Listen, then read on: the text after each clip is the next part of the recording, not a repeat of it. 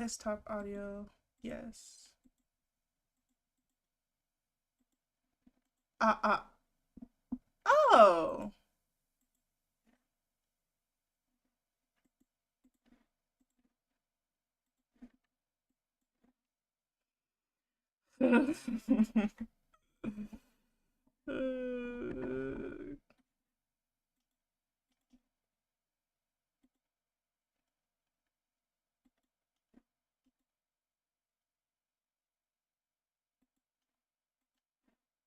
Uh, uh, uh.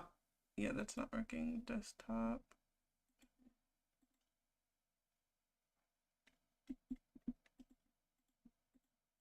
That should be default.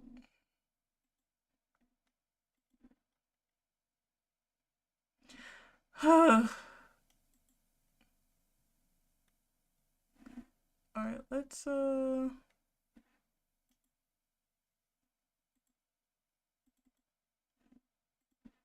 delete this, buddy.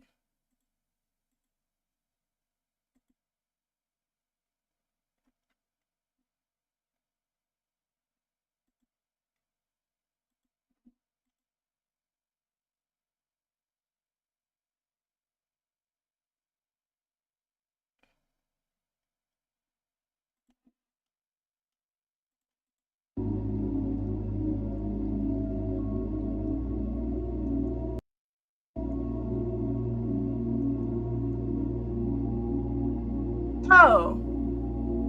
Okay. Alright. Some things should be. Can you. Can you hear me now? There's nothing playing on this yet, but hopefully everything else is working. It says it's working. I don't trust OBS as far as I can throw it, but it says there's mic audio and there shouldn't be any desktop audio. Okay, yay.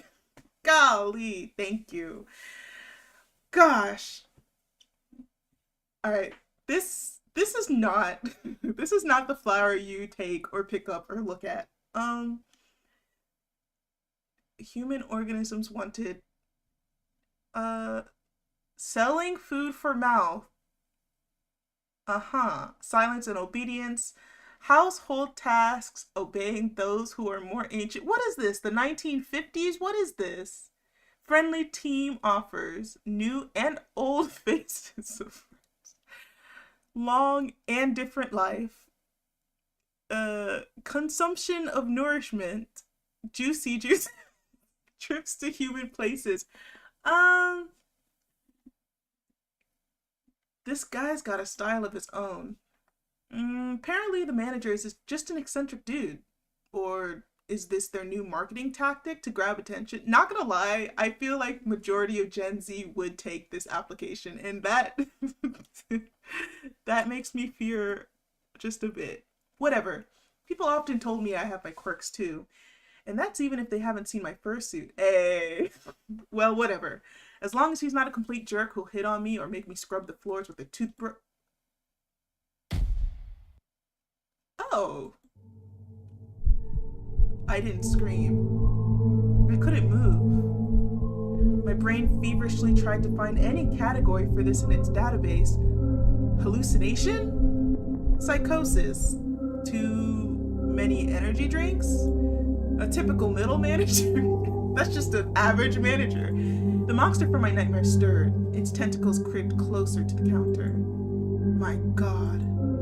The creature made a sound. Wow, this music is loud. Give me a... Let's lower you just a bit. Lower you just a bit.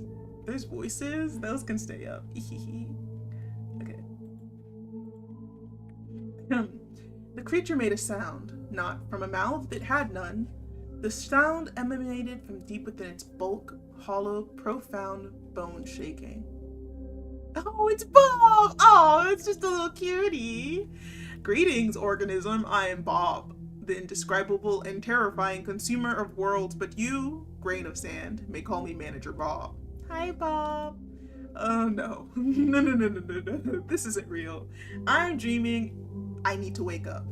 You will sell food for mouths and obey me, for I am ancient. What voice are we doing for Bob here? I kind of want to give him just a guy. He's just a guy. You will sell food for mouths and obey me, for I am ancient. Oh, memorize the rules of this establishment, for my patience is as limited as. Hey now, can I? What am I getting paid here? Rule number 1: you sell, no matter what.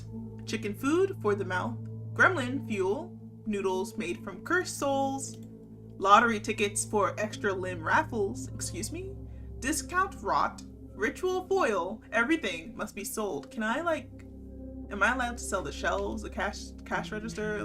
What's the limit here? He points directly at me with that creepy, slimy tentacle. Oh, every miserable unit of currency brings me closer to my triumphant exit from this pitiful hole. Oh, are you also in debt, Bob?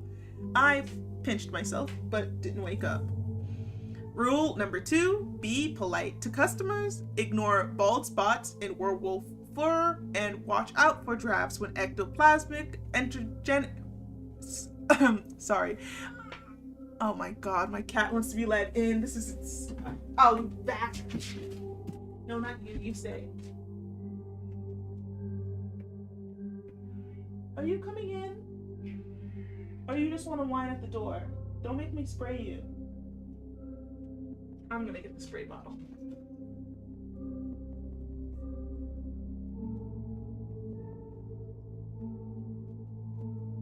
God, I can't just have one night. Anyways. Rule number 2, be polite to customers, ignore bald spots in werewolf fur, and watch out for drafts when ectoplasmic energetic entities are in the store. What? But don't let them get too bold. Customers are just walking containers for currency, and they should only pay in monetary units. Alright, so now, that's how you know he's a real manager. Payment in existential dread or hair of the dead is not accepted. Many of them come here just to chat because they are idle and purposeless organisms. Your task is to make them part with their currency anyway. Okay. It is also your duty to heal organisms if they are injured using special kits. If they die, they cannot give away currency.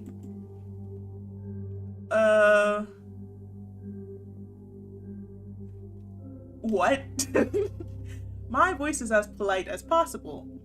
I managed to compress my primal, screaming panic into a tight ball and shove it deep down. Werewolves? And that's not to mention that you yourself are a giant meatball with tentacles, damn you. I shall answer your question, curious, polite organism. Werewolves and ectoplasmic entities are just a few examples of the many insignificant life forms that frequent this establishment. What unites them is that they are all slaves to consumption, just like your kind. Alright, back up. As for my nature, I am your immediate supervisor and the guarantor of your future financial prosperity. I'm at a gas station for monsters. I got a job with Cthulhu for minimum wage. I mean, to be fair, that's just your regular seasonal job, right? That's literally just this is all you need to know.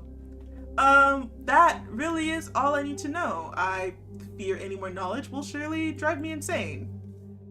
For the first time, something resembling approval flickered across Bob's many-eyed face.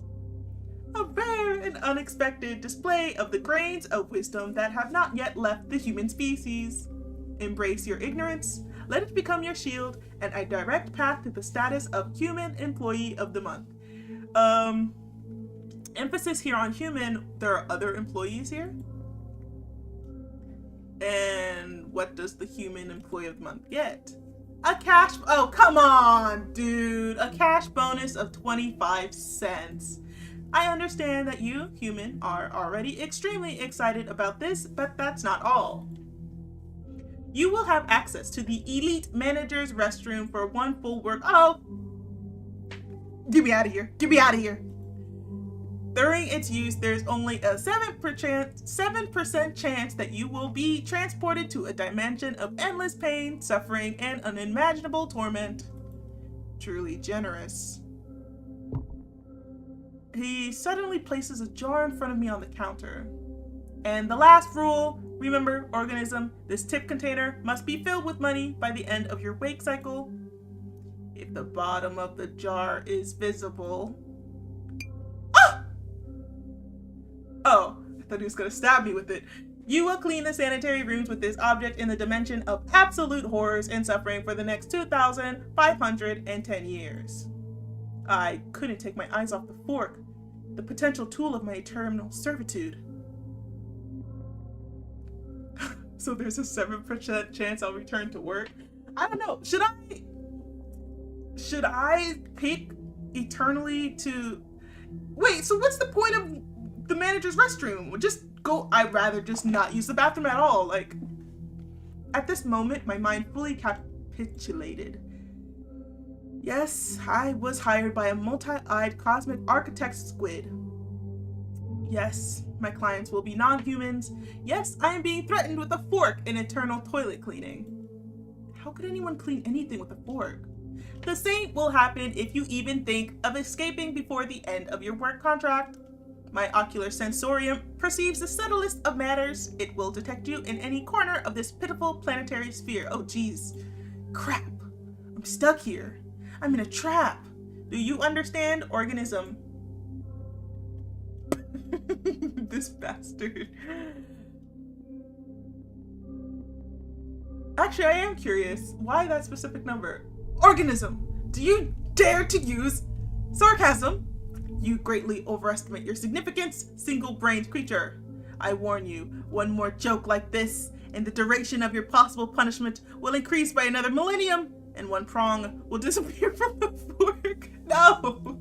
He gurgles indignantly for a while longer before finally concluding the briefing. Goodbye, organism. Good luck in your currency acquisition and button pressing. Hey you, quit that. Hey. Off the bed, now. Off.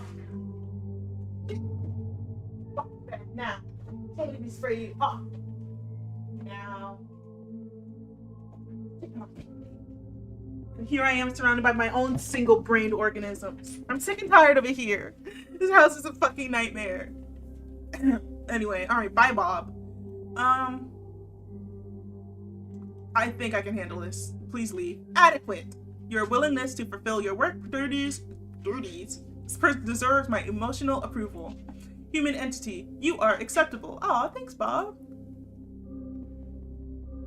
No, it wasn't the cat this time. It was the dog. He was doing treacherous things on the bed, so he had to get kicked off. If you expect a monetary reward instead of an emotional one, you need to immediately reconsider your moral compass. I'm here for work, buddy. Greed is a highly condemned trait for a human organism. This concludes the briefing. Remain as polite an organism as you are, and no more inappropriate jokes. Okay, fine. He didn't turn as a human would. His tentacles simply shifted his entire mass in another direction with a soft gurgling sound, and he waddled across the linoleum. Finally, he left me alone. Silence at the gas station was broken only by the hum of refrigerators containing juicy juices and the buzzing of the neon lamp above my head. I stood in the same spot, as if rooted to the ground. My breath returned to me in a sharp, uneven gasp. My hands were shaking. The tip jar, which I needed to fill to avoid ending up in a dimension of ancient horrors, still stood proudly on the counter. Okay, so what just happened? Option 1, I've gone insane. That's the most logical conclusion. Prolonged stress from job hunting, malnutrition, nerves, anxiety, a disrupted sleep schedule. My brain just malfunctioned. Yes, that's it. I'm gonna wake up on my couch in my dingy rented apartment. I pinched myself and still nothing. I scanned the room once more. It smelled of gasoline and old coffee. It was absurdly real. And that meant everything he said. It was all true. Werewolves, vampires, tips, the fork. hysterical mix of laughter and a scream of terror welled up in my throat, but I held it back. I needed to get through this. I needed to... Ah, shit. No, no. Don't tell me that's the first customer. Bells? What the hell? Oh, jeez. Shit! Where the hell did this clown come from? It took great effort not to look away from those red eyes burning in the pitch black darkness. Is he amused? Is he wondering if I'm tasty? Bob didn't exactly give any guarantees that I wouldn't get devoured at work. My brain, still recovering from the encounter with Bob, was frantically trying to figure out how to break this ringing silence. Oh, please leave me. I'm just a little goblin. Oh shit, this one's isn't it strange? I work at a gas station for minimum wage and you're the one wearing the clown. What would you like to purchase?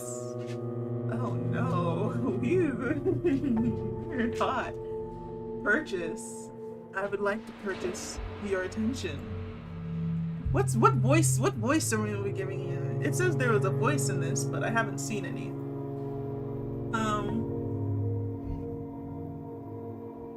Dog, leave me alone. You go somewhere. Let's see here.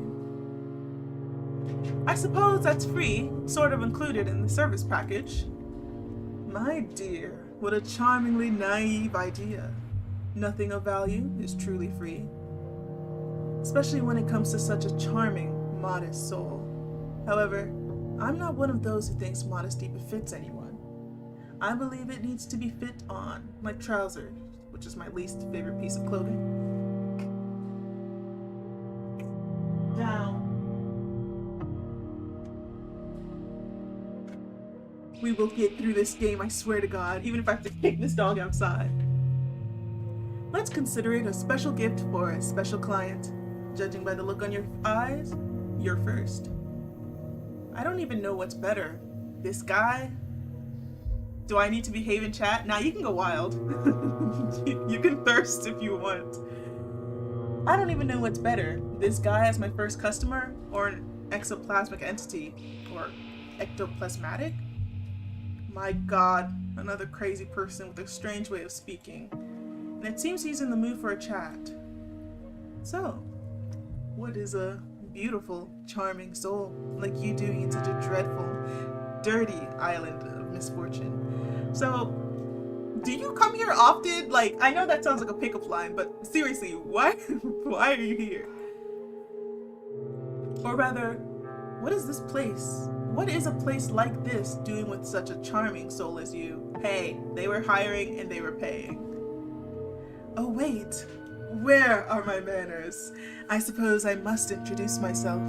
I have many names, most of which are not fit to be spoken in the company of such a lovely, noble soul. The nicest I've heard is the Mad King. Do we get to ring the bells next update? Hey, if we're good, we might.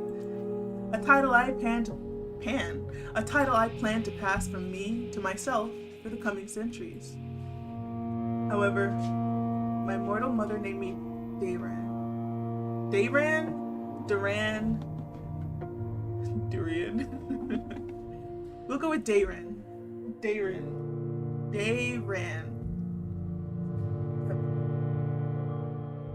Why is that so hard to pronounce? Dayran. How do you pronounce this, Sai? Dayran. No, may I have your hand? Please don't touch me.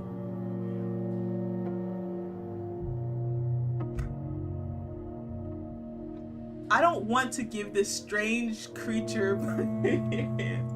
No. My mother told me not to offer my hand to strangers or any other parts of me, sir. Oh, your highness. He burst into genuine, booming laughter. Your mother was truly a wise woman. A masterful stroke in self-preservation. I haven't been rebuffed so delightfully and well. You called him... I'm not gonna give him my hand in well a century. Others prefer to use enchanted swords and pitchforks. They forget that words can mean too. But perhaps I can still melt your heart. I have an eternity for that. Literally. Buddy, I don't have an eternity. I'm mortal, okay? Go lay down.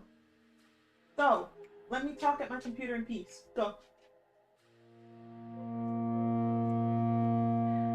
May I know your name? My friends call me Big D.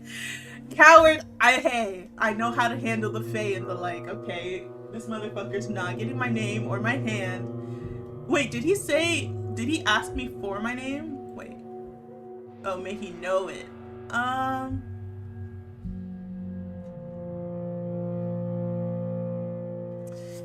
He has to know it, not to have it.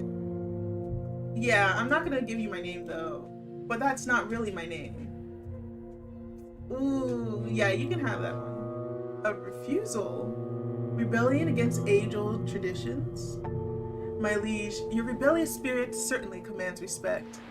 What a pity that the plastic badge on your chest holds a different opinion. Hey, that's just for the money. What you and I do is off the clock. Noble cat's back. Goddamn badges! Damn it! Well, whatever. I didn't really want it anyway. What stoicism? God damn it! Name tags!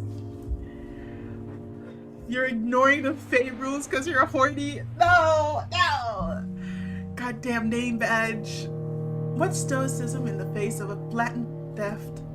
But what if someone steals your identity? You don't even have a spare one. Hey, buddy, back up, okay? I have five different identities just for this, okay? You get my username. Everyone has that. These are only benefits, plus you always have someone to talk to. Think about it. I wonder if our gas station sells straitjackets. I might need one for myself soon. And another one for my second okay, stop it. I feel like my brain is turning to jelly. Are you that dedicated to this job? I'm dedicated to being alive! I don't understand when finally... Actually, you know what? This job's not all that bad. Okay, I get to see you after all. What you doing later? I get off at 7. Maybe I've just been spoiled by all those mangas about sinister and tragic monsters.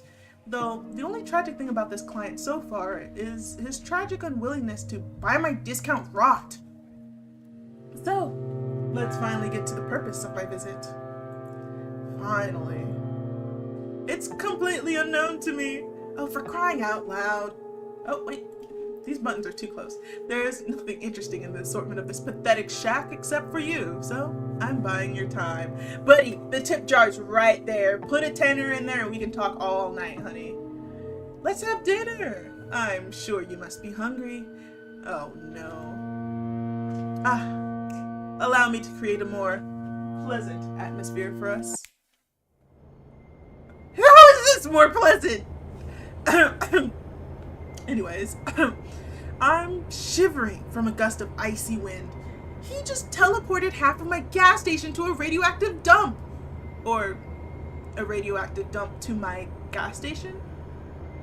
Praise the I'm not gonna do that. And the jar's gone! My freaking jar! Put it back. Put it back the way it was in the jar.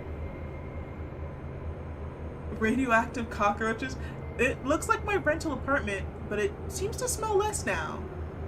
My dear, I suspected your life hasn't been easy. But was it really that bad? Hey, so if you know this is bad, why did you take me here? Take me somewhere else. Don't worry. I won't abandon a liege in distress. Just say the word, and I'll relocate you to one of those incredibly cozy dwellings. I'm sure the local cockroaches won't mind, and together you can fully enjoy the scent of atomic decay. Hey, so I don't like that. However, I can't go long without familiar landscapes. Already ruined lands make me melancholic because all the fun has happened without me. Disgusting. Allow me. Oh, I don't have to snap, they snap. Who is this? Who is this? Can we take him home? Can we take him home? This is something seemingly less radioactive. Amazingly, I haven't thrown up yet. It feels like I've been flushed twice through an interdimensional toilet. I clear my throat. Seems like I'm sitting at a table. Hey, can I have my tip jar back? You can take me anywhere in the world, but I will not be cleaning toilets with a fork. Oh, much better, wouldn't you agree? Couldn't be better. It's beautiful here. And strange. Is this your home? Words of a true poet, Cat's back. My two favorite categories, strange and beautiful. Just like you. This place is much more than a home. It's my cage and my greatest canvas for creativity. What is a home if not for a cage that you're creative in? God, I'm gonna let this cat in, whether she likes it or not. Stay. Get in here. Come on. Come. Come on.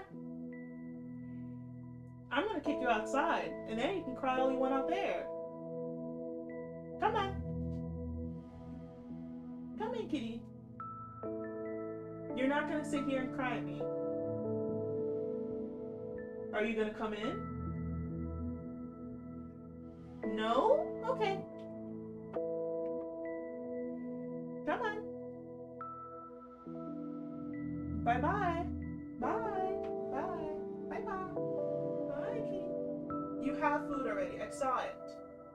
Alright, you're coming in? Come on. I'm gonna close the door. Bye-bye. Bye-bye. Come on. Do you want me to... Oh my god. I'll be back. I'm gonna cry. I'll be back. The cat wants something and I don't know what she wants, so I'm gonna go. She probably wants me to watch her eat. I'll be back.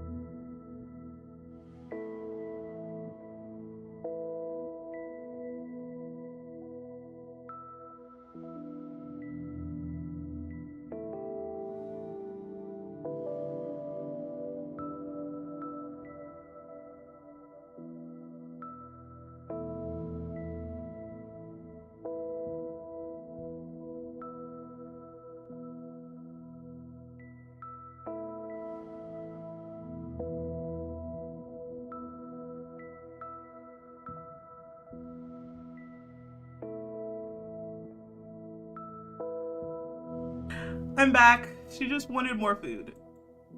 They're driving me insane. These animals are driving me insane.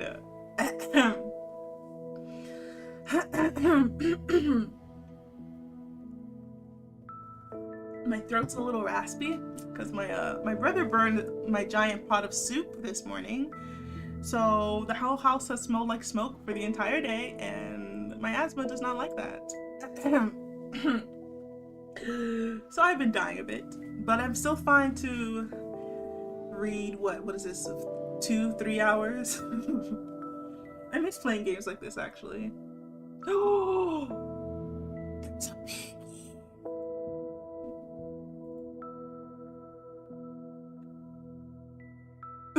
Zai, I saw your message. Stand up? Stand up. Did he draw this pig? Wait a minute. This is so cute. Okay, anyway. Back on topic. Every ugly tree, every mad toad, and every eye-bearing mushroom. What? It's all a piece of me. A marvelous place. Except when the rocks grow legs and start running. Including those that people make their homes out of. And now you're a part of this place too. Isn't it wonderful? I'm slowly getting used to the landscape. The fireflies here are quite charming. But it'd be better without that frog with the human face. Hey, that's one of the best things about this place. Look at this guy. The frog notices me too. Oh! It lets out a sad croak and then looks at me with an expression of deep, existential despair. Who is that? That's Lorraine. Lorray or Lorai? Wait, you did this to him? One of the brave souls who dared to challenge my authority. My dear friend, who once walked the path of adventure. However, he didn't foresee the possibility of being turned into a frog on a whim. He even tried to wield a sword with his tiny frog. Fought to the end. You did this to him. You did this to him. Oh, that's horrible. I shouldn't be laughing at all. Now, however, his foes are mosquitoes and bigger frogs. There's frogs bigger than that? What the fuck? Tell me, dear, does he bother you? His little existential froggy crisis, I mean. Is it ruining the ambiance? No, actually. He looks at me with an interested expression. Hold on, I don't want to make a decision yet. What exactly did he do? Can you remove him gently? No. What did he do? What did this walking sack of manure do, besides trying to kill me? Oh, plenty. He swung a sword blazing with righteous fury, or some such nonsense. He dared to come into my home, a world born of my shattered mind, my twisted mind, and dictate what the natural order should be. Such an audacious, vile creature. He made such repulsive noises, clanking, grumbling, shouting, praying. Oh, praying, the worst of them all. Threatening, moralizing. The last part was the hardest to endure. But as it turns out, holiness doesn't prevent frogification, or chairification. I found various uses for Lorray over the years of our friendship. Oh, the fall of the great Lorray. Is it Lorray or Lorai? I'm gonna go with Lorray for now. The funniest Tuesday of the century, a Tuesday filled with pomp, irony, and croaking. Yeah, I would turn someone who killed me into a frog. Exactly, my dear. You see and understand. It's a simple cause and effect. Action and reaction. Not gonna lie, I would do worse than turn them into a frog, but I think this guy's just a silly little fella. You see, he's just a silly little guy. Instead of killing people, he'd be like, you know what, you're still my friend. You can just be a frog. That's actually not a bad guy, because I would have made them suffer for eons. So a frog is why couldn't you make them look cuter, though? Do you put a mirror in front of little Lorray's face and laugh at him? So laugh at his distress? Because I would do that. He who comes to me with a sword shall leave as a frog. That's how it went, right? Oh, you truly are a kindred spirit, Catsback. I knew there was a delightful darkness behind those beautiful eyes. You think my eyes are beautiful?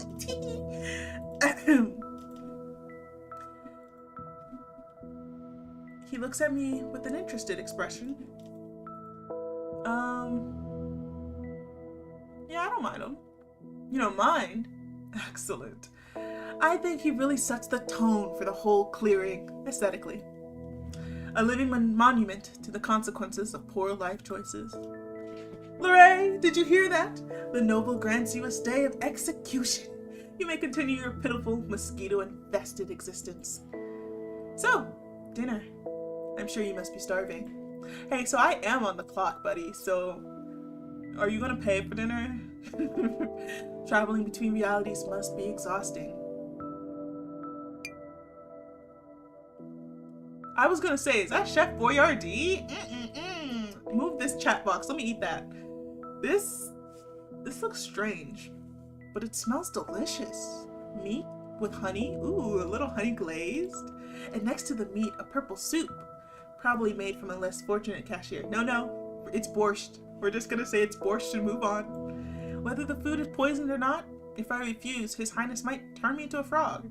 So I pick up a fork from the table. Hey, unless it's gonna kill me, I'm not gonna refuse food. I'll try it. This is the most delicious thing I've ever tasted. It's 100 times better than those cheap instant noodles I usually buy in supermarkets. Even the fact that I'm currently in some other universe surprisingly doesn't seem to harm my appetite. It seems you enjoy your cuisine. My chefs. You've got chefs? Oh, bro is rich.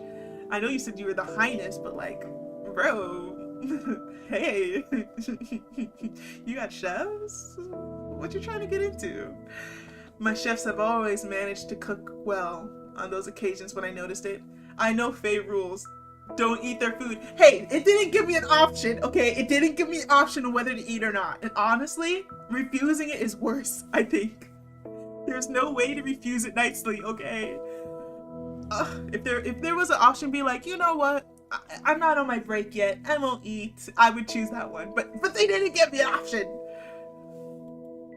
And I assure you, you won't regret this dinner.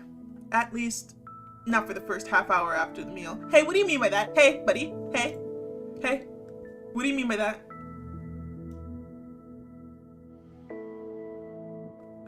Wait, no. Go back to what you've said about the first half hour. This is the best purple goo in my miserable cashier. We just started. Okay, we can't say this. Why are you doing this? Because he's fucking bored. Thank you for the food on my plate not staring back at me. That seems kind of rude. Why are you doing this? Why? What a delightfully pointless question. Even by my standard, fated to be whisked away. Oh no, don't take me to the Fey realm and have your way with me. No, don't make me immortal to be with you for the rest of my life. No, how awful. I do it because I can. I do it because the alternative is crushing, gray, predictable boredom. Boredom.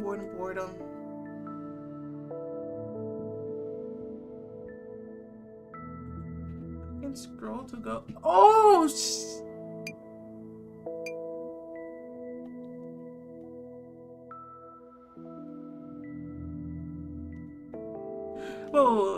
Wait.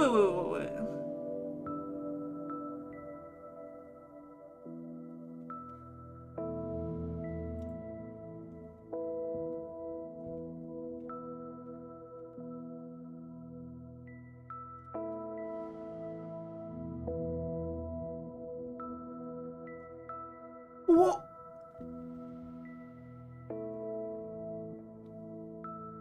But yeah, there wasn't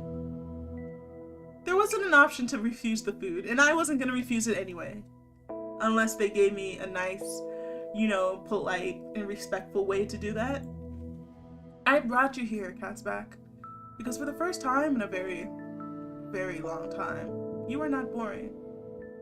Right click to save. Oh. I don't need to save, okay? I'm not gonna do anything bad. I'm not gonna make any bad decisions. Because you fear me less than my subjects do. And you can hold a meaningful, albeit questionable, conversation. Unlike my subjects. Where are your subjects, dude? Believe me, when your interlocutor.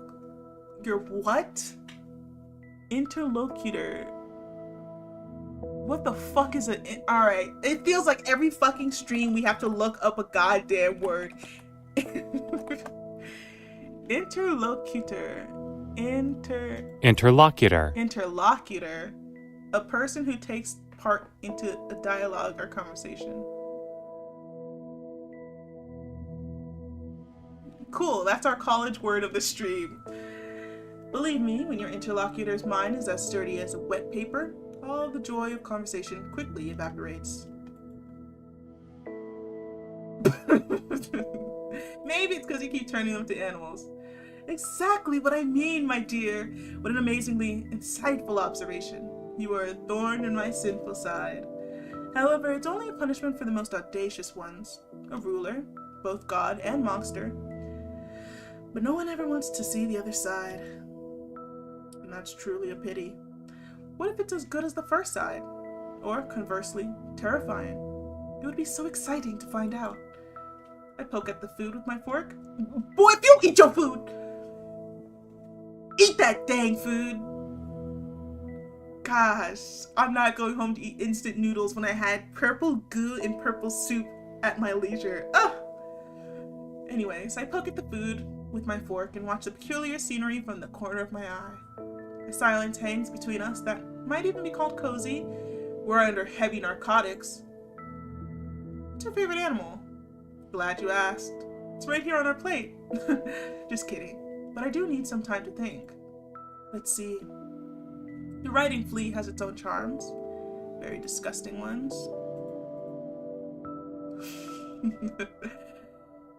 carnivorous butterflies are beautiful, but they're dumb and noisy. And as we know, only what's empty inside makes a noise. Or what's in my head. It's always ringing. You should get that checked out. I think it's a dog. It loves its owner with all its heart, whether they're a saint or a serial killer, and doesn't notice the difference. It lives in a constant, joyful state of It lives in a constant, joyful state of blissful ignorance and misplaced enthusiasm. A creature that finds endless joy in the utterly meaningless. It's truly inspiring. Dogs are the jesters of the animal world, and I adore them for it. Especially the small, wrinkly ones. What about you? I do like cats, but I like pigs a lot more. Cats. Then we're probably the jesters. Oh, indeed. They are the true rulers of this reality. Tiny, furry gods of apathy and disdain, and we are their obedient, foolish caretakers. But I've been lucky enough to escape their tyranny, and instead enjoy my own, and feed those around me. I return to my meal, and just as I chew another bite, I hear His Highness's voice. By the way, how does the meat taste? Oh, don't ask me.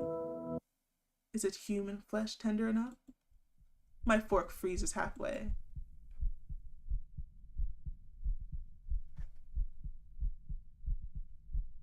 Fuck. Not as tasty as the one I had the day before yesterday. I met his gaze slowly, and with all authority, placed a piece of meat on my mouth and began to chew without breaking eye contact. I can't remember ever seeing someone so shocked in my life. His mad grin vanishes, his eyes widen, and his own fork freezes halfway to his mouth. For one precious, glorious, sweet moment, the Lord of Chaos is completely and utterly baffled. My dear, you are a true treasure. You didn't just call my bluff, you raised the stakes to the sky. No, it's certainly not human. It's just venison. As far as I can tell by taste, not very intelligent. Okay, so he said the meat on the plate was his favorite, and then he said he's just kidding. So that means you don't like deer? That means he likes them enough to joke about them just a little bit. It's definitely not Timmy, our carpenter, who unexpectedly disappeared near the large kitchen cauldron, perfectly sized to fit in. Definitely not. I've personally issued several decrees relating to cannibalism, perhaps even concerning its prohibition, but that's that's besides the point. Decrees related. How often is it a problem that you have to do that? I rarely have visitors, and I'd like to tell you about other interesting guests. After all, it's the most fascinating thing I can share with you. No, it's not. No, it's not. Tell me about yourself. That's more interesting than anything. For a place where mushrooms with eyes grow, it can be incredibly dull here. Shadows in the... Alright, music. You need to... Music? Music, we talked about this.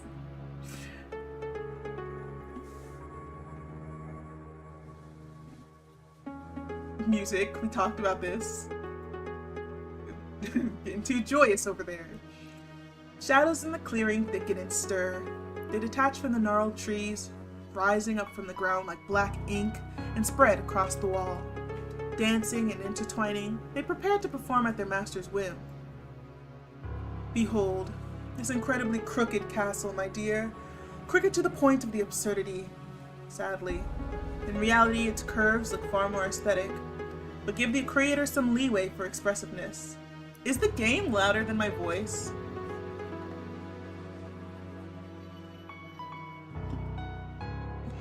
Many brave and not-so-bright souls have tried to conquer this very terrifying, dark, eerie, crooked castle. So many that it became even more crooked.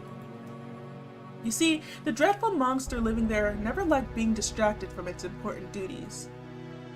Terribly important duties like having long, deep conversations with its own reflection or concocting recipes with raisins. Ugh. Ugh. What a terrifying monster. Yeah, so far, the scariest thing in the story is the presence of raisins. Yes, you do understand. They're real horror, aren't they? Tiny, shriveled bits of deception. They pretend to be sweet, but they are just made to ruin.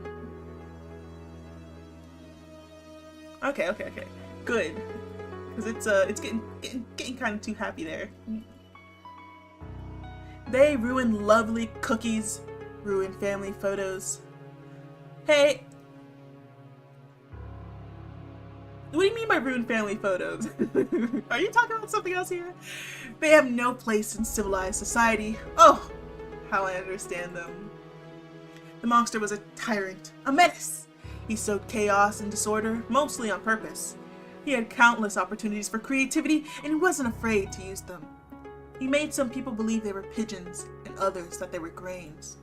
He wouldn't allow his best servants to have windows, fearing that the moon and both suns... We're gonna ignore that. And both sons would get envious and want to take them away. And he demanded they seal the gaps in the doors as well. He locked wizards who came to him for magical gifts in a giant laboratory and promised them power if they invented a kettle that could boil everything except water. Who won, the pigeons or the grains? My lovely liege, it wasn't a war, but rather a true paranoid masterpiece, a ballet of survival. For a glorious week, my ballroom was the stage for a feathered cooing apocalypse. Pigeons flocked into huge, proud groups, occupying the high places on chandeliers and bookshelves. Grains learned to hide under rugs, pretend to be lifeless and attack only when the pigeon turned away. Their alliances, betrayal, a seed that fell in love with a pigeon. Nothing topped this story that year, nor was anything worse. But I digress. But behold, a ray of light in the dark kingdom, the first hero, Sir Leray the Righteous, in all his clanging, self-important glory. He took a knee, to rest briefly because the weight of his righteousness was bad for the health of his poor back. Following rumors spread by the same monster, he fought his way through the monster's loyal subjects too. By the way, where do you even find them? Most of my subjects are too busy contemplating the color of suspenders for their suspenders, or lamenting their fate. I cherish them in their imperfection. Anyways, it doesn't matter. They were probably the most restless of them. Every story needs minions. In any case, our hero descended into the Grotto of Despair. The Grotto of Tentacles? Imagine the most sinister name you can conjure. The Grotto of Tax Evasion. Oh no! Yeah, the Grotto of Kidney Stones. Oh, the dreadful, imperfect human body. The worst affliction is having them in your kidneys. What a joy that now I can choose how many I have. I prefer a negative number. How about not having any? But let's not get sidetracked. Into the Grotto of It's actually using it. That's so cute. Into the Grotto of Kidney Stones our hero descended to retrieve an artifact capable of defeating the Monster King. Oh, it's a ring. Why does it have a cute little smiley face? I thought it was a turtle. A ring of incredible power. A bit shoddily crafted, but I assure you it looks more aesthetic in real life. Sure. However, the brave knight didn't know that the incredible power of the ring lay in its 440-pound weight. That was its only magical property. Huh. Tungsten stone ring ass looking. The only incredible thing about this ring was its incredible stupidity and uselessness. The realization that he had spent weeks of his life on a divinely heavy paperweight, and the sudden, crushing thought that he should have become a baker instead of a hero, just to get some sleep. Hey buddy, bakers don't get sleep either, okay? You're never in the right profession. Well, it broke his poor noble mind. Not that this mind was ever intended for serious burdens. Damn, Darren. Yes. So, the night parrot. Huh? I thought you turned him into a frog. But then along came Elmer Eagle Eye. They say he earned his nickname by escaping from an enemy fortress. On the third day of his captivity, he noticed that his prison cell was... No fucking way. What kind of eagle eye? Oh, whatever.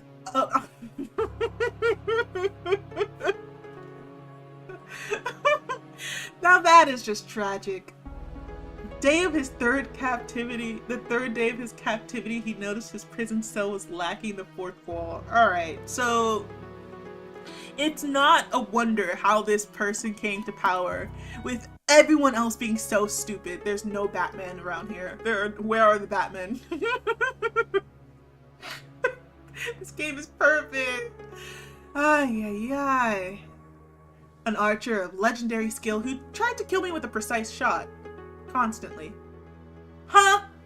During breakfast, while bathing, at balls, during sleep, and even while I was devising a plan to get rid of him. The audacity. I hate just killing them. Turning them into madmen is much more fun. And I bestowed a little curse upon the elf as well. I made it so that every time he drew his bowstring, he'd hear the most annoying melody to his ears. Elmer was a terrible racist. He hated dwarves, so naturally, the melody became the national anthem of the dwarves, played in a loop by a bagpipe orchestra. The pure rage it provoked derailed his aim every time. I mean, his aim wasn't hot shit to begin with, so... Eventually, he stormed the castle, dropped his bow, and begged for a job at my court in exchange for changing the song to anything else. Oh, so not to get rid of the song, but to get rid of it. See, he was so insane. He got turned so insane he wasn't even thinking. Like, get rid of the song. Don't change it. You can just change it to the national anthem of hobbits.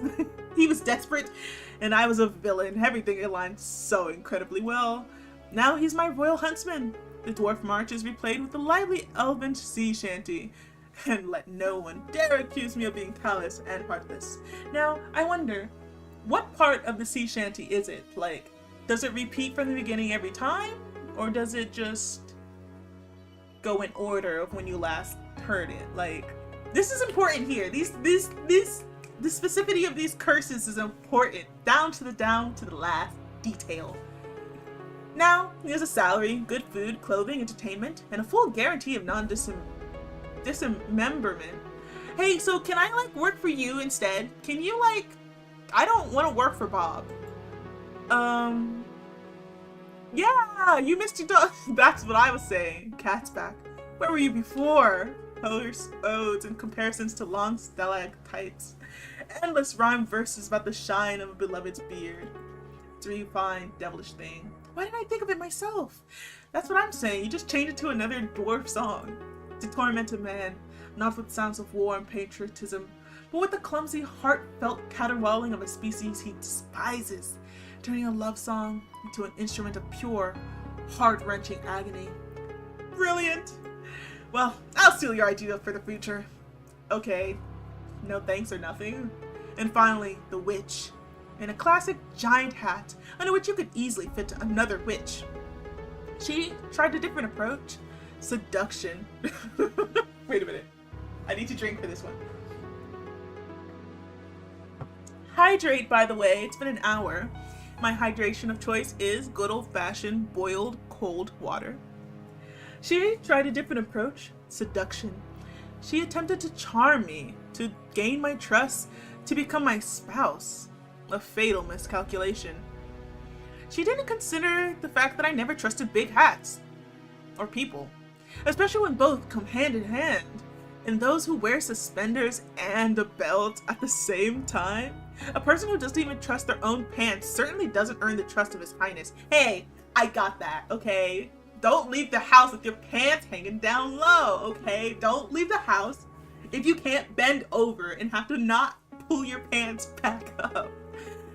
Why are we... Okay. And then again, I don't trust His Highness either. I don't trust myself. Especially the left side of my brain. Especially on Thursdays. But back to hats. I adore big hats. Oh dear, don't even think about wearing them around me. At best, I'll turn it into a smaller hat. And that's if I'm in a good mood. At worst, badgers. Lots of very angry badgers. Meanwhile, the witch was quite overt in her murderous intentions, jingling with all her concealed weapons. Why does a witch need so many hidden blades? She must have been very bad at witchery. In any case, she now resides in my dungeon, and You see, I haven't decided what to do with her yet. Her fate is a blank slate, a story yet to be written. So, I offer you the pen. I simply adore random choices. Give me yours, Catback. What punishment befits her?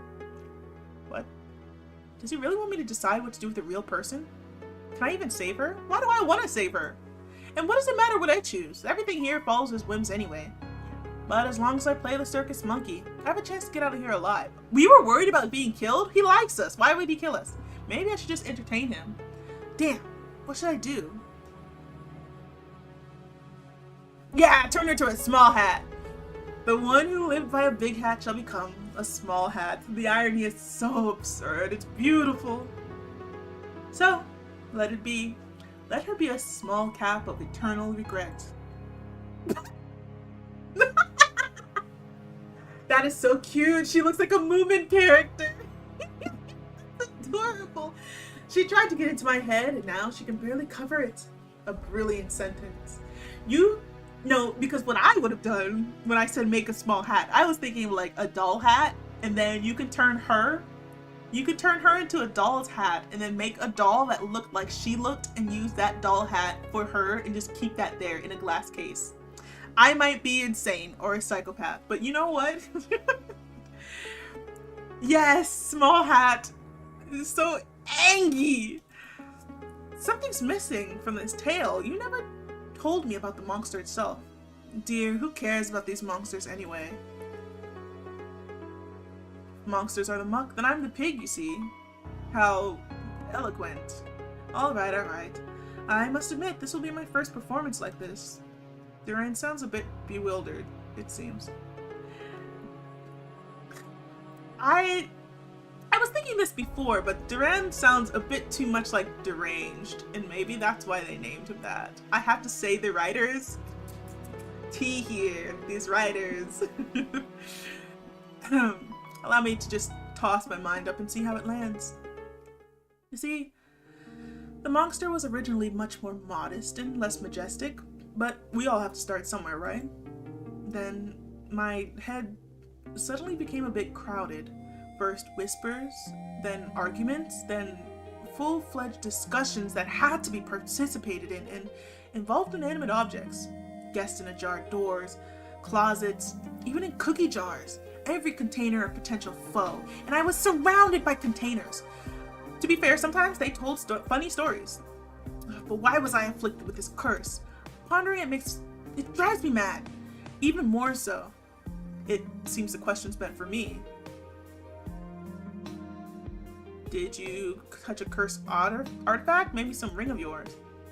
Dear, I'm afraid you confuse cause and effect. It is I who drive rings mad, not the other way around. Any poor innocent artifact I happen to touch might start screaming uncontrollably or try and ask those around it about the meaning of their lives. No, I'm afraid it's a bit more banal. It's all about rotten blood. Too pure, I beg your pardon. Oh, we're getting into lore. Alright, let me strap in here. My great-grandfather issued a decree forbidding death from old age. Huh? Sorry, what? And the distant aunt believed a colony of sentient mold was J.K. Rowling's? What? Claiming her inheritance. But I always thought I'd be spared this fate. Hey, that shit's genetic, buddy. You're just getting the dementia, okay? You can't escape that shit. I had to be temporarily isolated. They gave him the straitjacket Grippy Sock vacation. No. To avoid embarrassing guests at royal balls with the young prince pointing at noble lord saying, haha, the gnomes finally got out from under my bed. Okay, that would have been funny though. What a misfortune for the entire family, except those in line for the throne before me. My death would have solved many problems for my family, and indeed many of my own problems too. I made a decision. We made it, to be precise. There was already a whole council of us by then. However, chaos had other plans. A god? A goddess? A cosmic clerical error, I don't know. Something ancient and terribly bored found itself a new source of entertainment. It offered me a throne, my own corner of reality to rule, where the fragments of my mind would become the laws of the land. No more restrictions, or pants for my subjects if I wish. Oh, just dreaded pants. My subjects at first, they disagreed, but then they came to terms, or their minds changed to fit the new realities, and here I am. A dramatic silence ensues. Perhaps I am the first being to hear this story in the centuries of his existence. I must choose my next words carefully.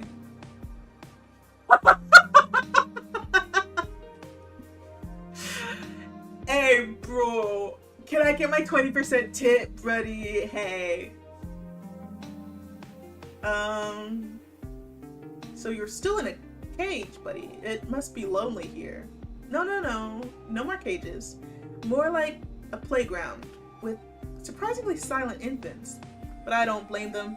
I have the best shovel. And it's no wonder I embarrass them so much. Or maybe it's because I love to create explosions. Tell me, have you ever been exploded? Oh, no. Don't tell me. Let it be a surprise. Do you really sympathize with someone who dragged you into this dimension to sell silly stories and feed you purple goo? Zai! Just say it in chat, Zai. You don't have to DM me. You can just say it in chat. Do you really sympathize with someone who dragged you? Yeah, actually, people never cease to amaze me. Following a strange impulse, I reach out to his hand resting on the table. His gaze slowly follows my movement, lowering to our hands. This time, no commentary. Instead, his thumb begins to trace patterns on the back of my hand with surprising tenderness. The shadows finally dissolved into nothingness. I just turned a living being into a hat. Rather, became the catalyst for it. I wonder what kind of nightmares are warranted in such a case. Hey! No skin off my back, okay? She was a bitch and she died like a bitch. Wait, she didn't die. She was a bitch and she's gonna live like a bitch. We out here. No, I'm kidding. Am I though? If you set out to seduce and kill someone, I think you should get what you get. But how long was she in that dungeon for? That's what I ask. And another question, did this happen before or after he was sent to that dimension? And why were they climbing all the way to that dimension to harass him when he was just minding his own business? Or was he? We will see.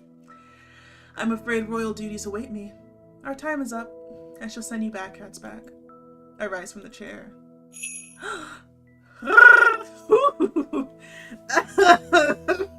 Hey. Hey, buddy. And suddenly I feel him press against my back. One of his hands grips me just above the crook. Fuck, where's my fan?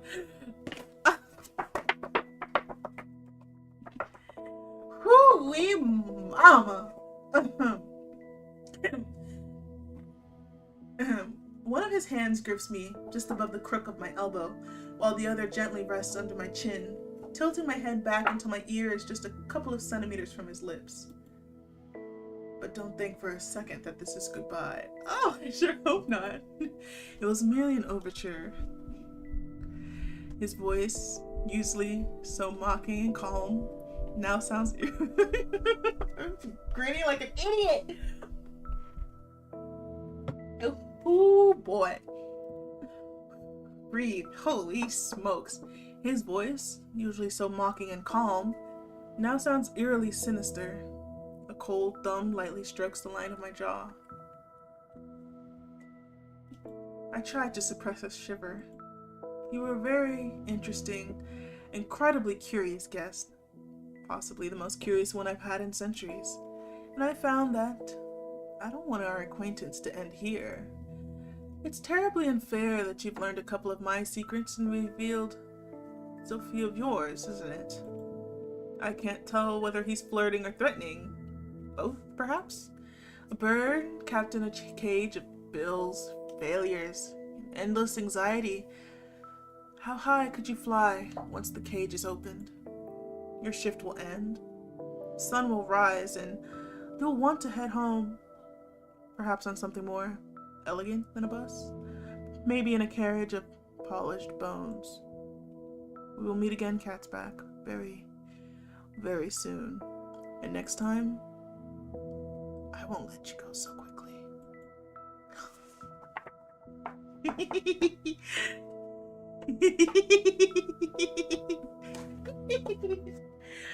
Holy shit, I thought date everything was bad. This is bad for my heart. This is bad for my brain.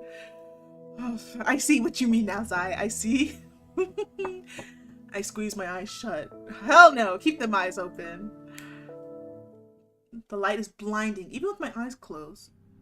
So unusual after all this darkness. Where's my tip jar? Where's my tip jar? The jar is full of money. It was all worth it. Let's go! Let's go! Okay. Oh, hi there, Bob. There was no way that I was out of, I wasn't out of the store this entire time. I never left. Hi, Bob. Alright, let me get my Bob voice back on. I had to speak in sultry tones for an hour. Ugh. Alright. How did Bob sound again? Greetings, organism. How is your work progressing? Oh, I see. The first transaction was successful. Acceptable. This still doesn't save you from the threat of cleaning sanitary facilities, but it's a wonderful starting point for your entire tiny life. Even more than successful, the client tried to fill the entire station with money. Probably due to extreme affection for you. Aww! Unfortunately, the terms of the Intergalactic Treaty do not allow such actions. Tips exceeding the amount set by the Council approximately... Sorry, let me see here. Thousands, 100,000, million... 1,000,000,000,9 billion. Huh? Wait. That's a billion. 19 billion. What the hell? What do you mean they were disintegrated? I could have paid off my entire life with that money. I need to know this amount because it's gonna piss me off. Alright, my brain isn't computing numbers that high. 39,3000. Alright, so that's...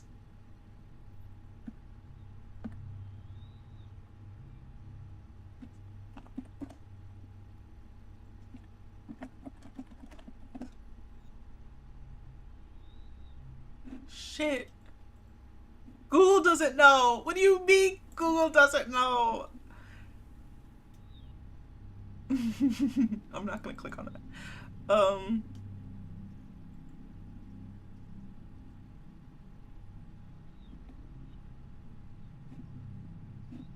Fuck. We're just gonna assume it's a fuck ton and it's a percentage, which means that there was a fuck ton of money that I missed out on, and it's all Bob's fault. It's all, what is it, the fucking Intergalactic Treaty? What the hell? Why did it... He could have just bought a Snickers bar and paid me that much and told me to keep the change. No. Bob, you and me both, okay? To my regret as well. That's what I'm saying. So, a mad god from another world likes me? In some sense, that's possibly worse than not being liked at all. No, shut up. That's perfect. Work is going well, sir. Excellent. Maintain this product of levelability. Maintain this level of productivity. You may be rewarded with an additional 5-minute feeding break. Oh shit, for real? If you can find food. Rejoice in my generosity. Continue working. I am experiencing a positive emotional reaction. I am proud of you. Aww. And will be even prouder if you acquire even more currency. Your tactic of adjusting carefree organism is clearly paying off. Goodbye, Mr. Manager. Your tentacles shine particularly beautifully at this time of day. Oh. Your comment regarding the shine of my appendages is noted, organism. The secret is a meticulous regime of polishing them with void bibok slime. Goodbye. He slaps across the floor to his office. Oh, he's just right over there? Bitch, why don't you do this work? As soon as Bob's rhythmic, wet slaps fade away, a deep silence descends on the station. No. How did Darren find this place? Like, does he frequent here often, just looking at the cashiers and being like, huh, you're interesting, come with me. Hee. Oh, sorry. See, even I couldn't get over it.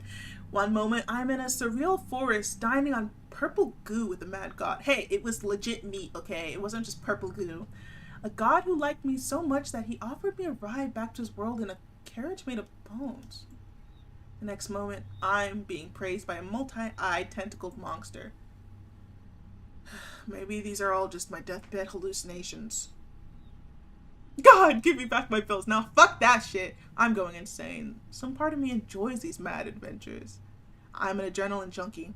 Disgusting. Now I have to deal with that too. In the midst of my contemplation, terrifying sounds emanate from my boss's office. Hey, that's none of my fucking business. Unfair bills, unacceptably large numbers. Of course. What else could accept him so much if not for that? Steps. Another visitor. This one decided to come in through the front door for a change. Oh. Hey there.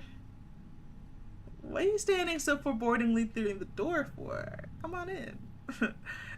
Oh, he seems unwell. I hope he doesn't knock over my shelves of shampoo with jojoba oil and delicate lilies on his way. See, I thought that was some body care there. That's hairspray, shampoo, baby oil, baby wipes, toilet paper. Is this a goddamn convenience? I know we're at a gas station, but why are we selling like hair care, body care products, and freaking toiletries over here? Where's the food? Where's the Snicker bars and Reese's cups? Reese's Ghosts this time of year. Where's the good shit? Why is it all Johnson and Johnson and Dove? Where's the good shit? No wonder no one wants to come here. Anyways. Oh my. He's not just unwell. He looks like hell. Literally, all the skin on the left side is torn off from his jaw to his temple. I swallow nervously. Gulp. What kind of meat grinder has this guy been through? He looks like someone who could rip me apart if he doesn't like what he hears. I need to be careful if I don't want to become the next victim. Next victim? He looks like a victim. You look like the Terminator at the end of the second movie, buddy. Terminator who just wrecked my entire floor. It's hard to imagine how the other fighter looks. When will the Lord take my sins? Yeah, damn. He lets out a gurgling, raspy laugh. You don't want to know what the other fighter looks like. Honestly, I really don't want to know. My inner archive labeled, I don't want to know this, is at risk of bursting from overflow tonight. Words clearly come to him with great difficulty, which is probably not surprising for a man without half a face. He clears his throat, but that doesn't help much. I need blood. He tried to smile. It would be charming if he still had all the necessary muscles for that. Now it will haunt me in my nightmares. Among other things. The client pauses again briefly to clear his throat. Mine? Don't kill me. I'm already having a bad streak in life. We don't do transfusion here. Nah, bitch, get in the back and let's see what we got. Yeah, good choice, sunshine. Step to the storage. Just in case. He leans forward, boring into me with his remaining eye. Go and find me some goddamn blood. Yeah, let's go. A strange pressure builds in my head and the edges of my vision blur. An unyielding command blossoms in the center of my mind. Bitch, I was already going. You don't need to command me. I don't know why, but I feel an incredibly strong urge to find blood. Right now. Oh, this is where all the good shit is. Look at that. What's that? Some herbs. Eyeballs. Was there something moving over here? Let's ignore that. Whose tentacles are these? I don't want to know that either, actually. My client is covered in blood, but still hungry. Maybe he fought with something inedible, or is it his own?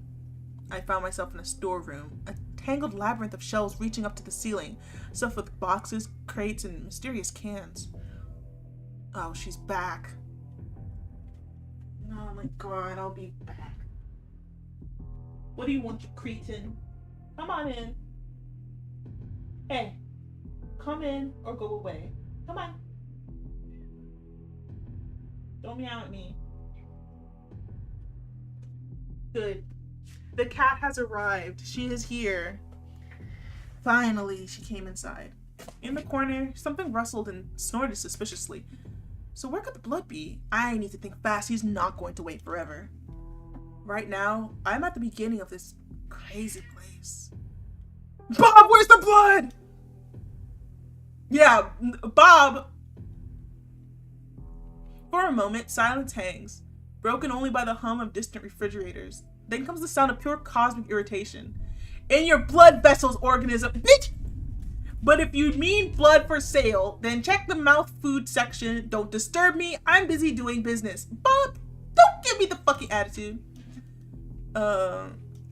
Foaming body washes for leather bags. Supplies for self-propelling gearbox. Items that inspire pensiveness. That's just alcohol, buddy. Food for mouth section. These signs are driving me insane. I really hope my manager will eventually learn English properly. I'm surrounded by pure madness of anxious packing, and even in front of the department entrances, there's some baby food for cyborgs piled up. I'm frantically trying to decipher the crooked inscriptions. In front of me are sections with food for mouth. Dense energy block, no, not for this. Infused nutritional for this one. Here are endless shelves of drinks. Next to Coca-Cola are bottles labeled liquid regret and primordial broth, now with nucleotides. Ooh. Cans labeled Brapsy, vodka, Shlomneko. Hey, give me some of that. I'd love to meet the person who came up with these names. I check each shelf, pushing aside cans of essence of shits and giggles, but find nothing resembling blood. The closest thing is liquid hematogen in a giant wooden container. It smells worse than it looks. I go back. I hear knocking. Oh, buddy, please. I'm sorry, okay? This is my first fucking day, okay? It's the dry, rhythmic tapping of knuckles on a laminated countertop. It's not loud, but persistent and full of irritation. In front of me are sections with food for mouth. Dense energy. Food afraid of heat. I should have gone here first. You can't fucking heat up blood without it fucking over. Large freezers, chests. Jeez, I don't know why someone waiting on me to do something is making me anxious. More anxious than getting zapped away to another dimension. Large freezer chests and refrigerators with glass doors are covered in frost. Next to the frozen pizza are gremlin cryo capsules, and amongst the buckets of ice cream you can find flavors like minty tritium and liquid family. Oh my god. A huge freezer chamber. A product of animal fauna exploitation. We don't need that. Spare parts of human art. Matter of lesser. Ooh, it could be either one. Let's go here. This section reeks of formaldehyde and horror. Glass jars full with murky liquid sit on the shelves where exhibits float. I try not to think about one of the containers holding a name tag that reads Kevin. Oh, well, we found what happened to one of the last cashiers. Blood of human organism, Kevin. Taste of unfulfilled dreams and unwarranted expectations. Jeez. Take blood of human organism, homeless, high content of cheap alcohol into... No. Michael, taste of efficient resource and artifact. Okay, yeah, give me that one. Look at this fucking sleaze bag. The blood in this jar has a rich, almost glowing hue. It looks healthy and full of energy. Michael, it's your birthday today. Cake and ice cream is on its way. Whoever you were on top. Champion's blood flowed through you. You were probably something like an energy drink for the undead. And yet, here you are in a jar. Something to ponder. He abruptly lifts his head as I approach. Alright, I need to get my hoarse voice on. Alright, let's go. You already? His voice carries genuine surprise and clear relief. Well, good thing you weren't wandering around for half an hour. Bring it here. My client finishes the jar. Hey, don't waste food here. And grimaces. For crying out loud. The hell is this crap? He reads the note on the jar. Michael? Well, you were a lucky guy, Michael. Too bad I can't kill him a second time. Tastes like a happy family, successful career, retirement accountant. This jerk probably never even had cockroaches. At least he's now Liquid Michael in a jar. He chuckles quietly. Yeah, there's something to that. Cool that you found human blood. Good. You're sharp. Glad to please you, sir, and glad you no longer want to eat me. With that approach to business, you'll go far, sunshine. I'm gonna go wash my dirty face. Don't get bored. Take your time, sweetie. While he's not here, I have a perfect opportunity to wipe away the blood stains. Oh, look at me, bet. I'm just scrubbing a pool of blood on my first day at work. Interesting story for Reddit. A wonderful tale. I'm doing just fine. Nobody has eaten me. Yet. Oh, hey there. Hi. How are you doing? He's looking so much fresher with the second half of his face, although his expression still resembles that of a constipated owl. I'll just stand here for a while, okay? Take a little break. Besides, there's nobody here with you right now. There's you. And just so you know, if you try to contact the werewolves, I'll take your head and crush it like a walnut. I'm David, by the way. A vampire. As you may have already guessed. What an incredibly interesting way to start an acquaintance. Especially that part about the walnut. Nice to meet you. I'm Cat's back. Okay, Cat's back. No, you did not. I knew a Cat's back once. They used to trade kidneys in Venice Beach. Never a good one until they caught packed up. He's trying to provoke me, deliberately sharing the dirty details of his life to see how uncomfortable it. Hey, I missed some bloodstains there. Or did those come with you? Hey, I just cleaned this fucking counter. I suppose I'm also selling kidneys now. Yes, exactly 10 categories. A catalog? Do you seriously have a catalog? Hey, Bob might not know what this shit is, but he knows where it is, okay? And that is commendable. He leans forward, genuinely intrigued, peering into the catalog. Gremlin kidneys? Is that a delicacy? Why does it say both delicacy and fuel and animal venom? Hey, depending on what you're using it for, gremlin kidneys can be all three of those things. It's a universal product. Want some? I do. Looks like I found my best customer for today. Actual paying customer. Now I have a vampire here, and he's regenerating. Wonderful. The main thing is to not accidentally blurt out something wrong. I need to be friendly. I'm sure he knows what he is. Since when do vampires wear leather jackets? You guys don't prefer capes and ruffles anymore? Ruffles? What the hell is that? I'm no Ruffles. What even is that? Some French insult? His expression is as if I suggested he wear a maid outfit. Hey, you can though. Wait a minute. This has been there. There you go. Zai, you're a mod now. I was like, a chat looks weird somehow. Oh wait, you're a mod now. Congratulations, happy birthday. His expression is as if I suggested he wear a maid outfit. He'll defend that warm leather monstrosity at the cost of his life, that's obvious. Ruffles are not just a piece of clothing. They're a concentrated strike right at the core of his cool vampire persona. I don't wear any ruffles. I'm just 24 years old. How long? Alright, Twilight. How long have you been 24? Very fucking funny. It's been like 24 years. And all these 24 years, I haven't worn any ruffles. And I'm not going to. Ever. Wait a minute, David. Wait a minute. Were you just turned?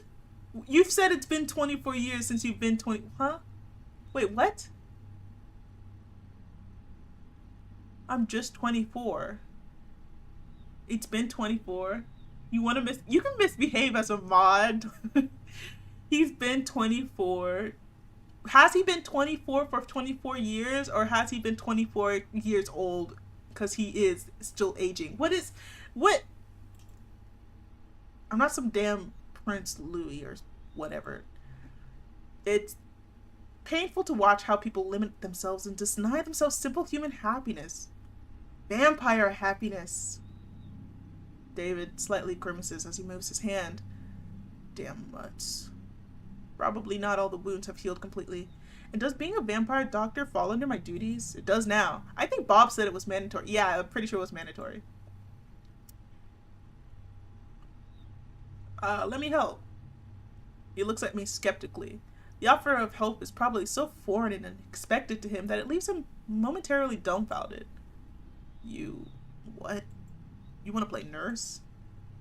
A flicker of confusion is replaced by something more intense. Just a couple of scratches and a little piece of ass that'll grow back on his own. I'm fine. A little piece of ass, you say? What you trying to get into? You don't let yourself be treated, my boss will lock us in a dimension of horror where we'll be cleaning toilets with a fork for 2,000 years. Really? And how am I supposed to clean with a... I don't want to fucking find out, David! And why such a ridiculous amount of time? Is there that much cosmic crap in there? His voice carries such a clear mockery. His face, so cute! Enough. His voice carries such clear mockery. He's about to say something even more sarcastic when suddenly...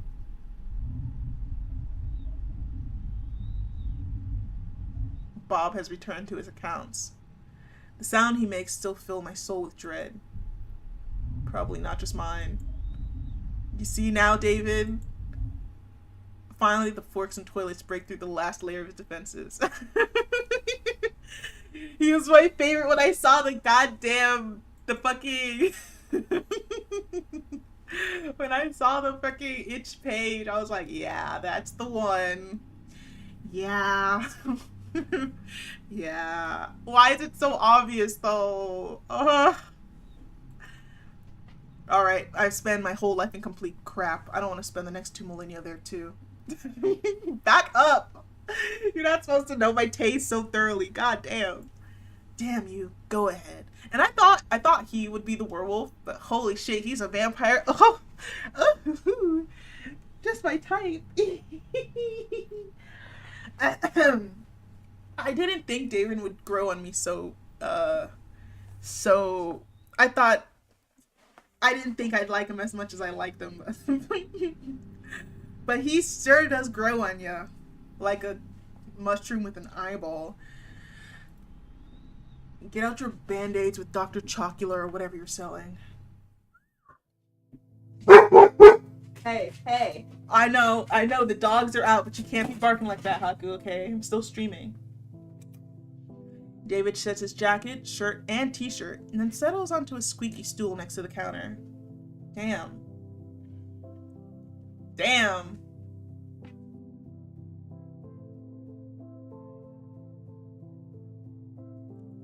He's about to face a serious trial. Staying in a vulnerable position for a few minutes. For some reason, cruel fate hasn't made him claw-proof. He certainly looks like he was just thrown into a blender. Judging by those bullet scars, he has quite an interesting bullet scars. Where? I just see scratches. Where are you looking? Oh, here maybe. Maybe he was attacked by werewolf cowboys with guns. Most likely the former. Hey, police werewolves? Werewolves cowboys with guns is a D&D campaign I would fucking play the hell out of. Give me the werewolf cowboys with guns. By the way, by the way, I didn't know that corpses have doctors too. I thought the only doctor available to me now is the coroner. I'm rummaging through the necromancy kit that was sitting under the counter. It's a heavy military-style metal box with a faded label reading, Kit for Alternatively Living Organisms. Okay, politically correct labeling there. It's not just aid for the undead, it's alternatively living. Okay. In a way, we're all alternatively living. Inside, besides standard bandages, are some strange items. Silver tweezers. Wouldn't the silver tweezers hurt like a bitch? Vials of thick So, silver tweezers.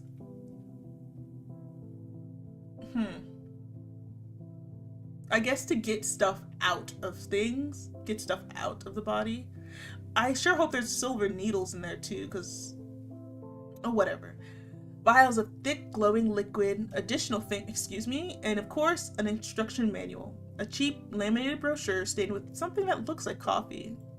In the instructions, the first point states, determine whether you're dealing with a zombie. Ask your alternatively living subject if they've ever wanted to eat someone's brain. Move on. He glances skeptically at the pictures flashing the instructions as I flip it over. Zombies, necromancers, abominations made of bones, flesh, and cabbage. Cabbage Patch Kids, okay. Swirl in front of his face like a mesmerizing kaleidoscope. And all of this lives in the city sewers? I don't know how you're gonna use bathrooms now. It would be great if he didn't notice that. Why do I have to deal with all this? I'm already afraid of using bathrooms now. Like, leave me alone. I steal a glance at my visitor. I wonder if werewolves just clawed him up or if he managed to kill someone too. My instincts, something out of the Stone Age, suggest that he could have. This guy has a killer's gaze. Killer's gaze. Enough! You see someone like him in an alley, your hand automatically reaches for your wallet and phone. No, fuck the wallet and phone. I'm reaching for the fucking gun. Like, fuck that shit. I lower my eyes. Next point, let's establish the nature of the injuries. What kind of wounds could werewolves leave? Simple. Shut the fuck up. You got lacerations, claws, teeth, and a bit of saliva. Possibly contagious. David listens to this with the pride of a true soldier. Every word feels like a medal for valor. Something like that. He said it as if he didn't care, but I know better. Can a vampire be turned into a werewolf? I don't think so. Aren't vampires like immune to infections? Now, the question, can a werewolf be turned into a vampire? A werpire. Wounds from a real rabid beast, buddy. I'm dying of laughter. He chuckles happily, trying to hide a glimmer of pride behind humor, but I won't be fooled. Depends on the lore. Yeah. Because I'm not sure if you can turn a vampire into anything else. Except I think maybe you could turn a vampire into a zombie or reanimate them. Excuse me, reanimate them. But I'm not sure if you can turn a vampire into a werewolf. Because a werewolf... Lupinism or lupisism. Whatever the hell it is that turns werewolves into them, that's a curse, isn't it? That's not like a infection. Except sometimes it is an infection. Really does depend on the lore, huh?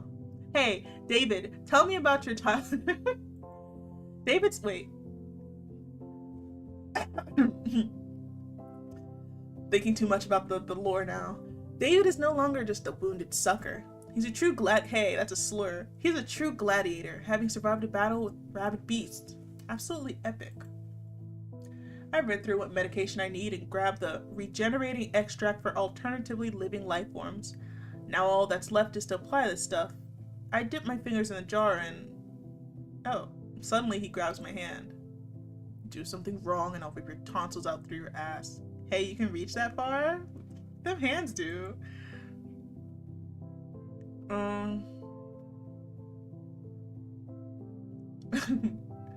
You know, you have this fantastic talent for coming up with threats. You should write scripts for action movies. Well, I suppose it's just a matter of experience, probably. Yeah, like, you get a couple of siblings, you get really good at making stupid-ass threats. And you, well, watch what you're doing or there'll be consequences. Bro, it's just a salve. You'll be fine. It seems he just heard the best compliment of his life. I apply the black goo to the wound. What the hell is this shit? Hey, let me thirst. A puff of steam? What the hell is this shit? A puff of steam rises from the wound and the air starts to smell like something's frying. It's probably very painful, but is he paying for this? Like, I know we have to heal them, but like, do they have to pay for the treatment? Or does Bob live in some crazy fantasy world where healthcare is free?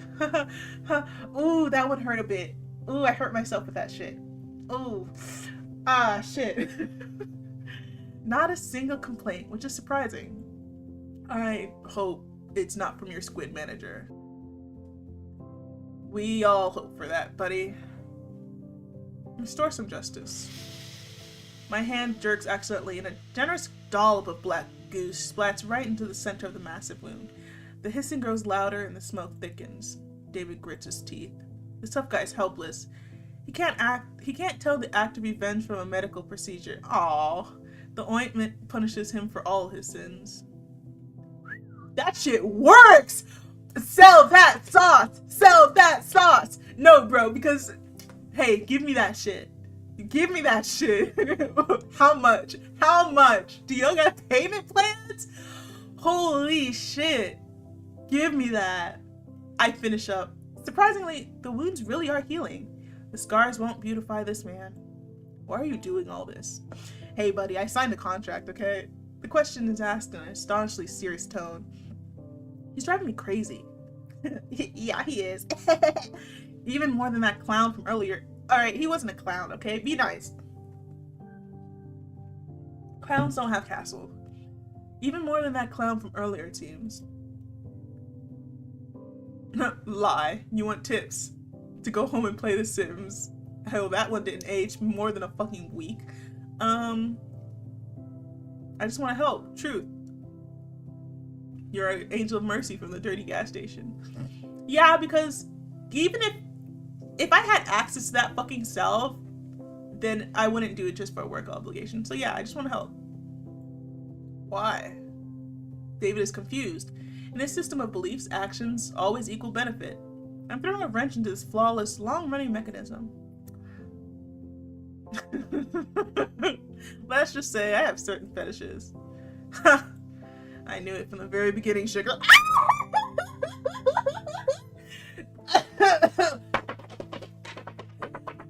Oh boy. I'm sorry, Delina.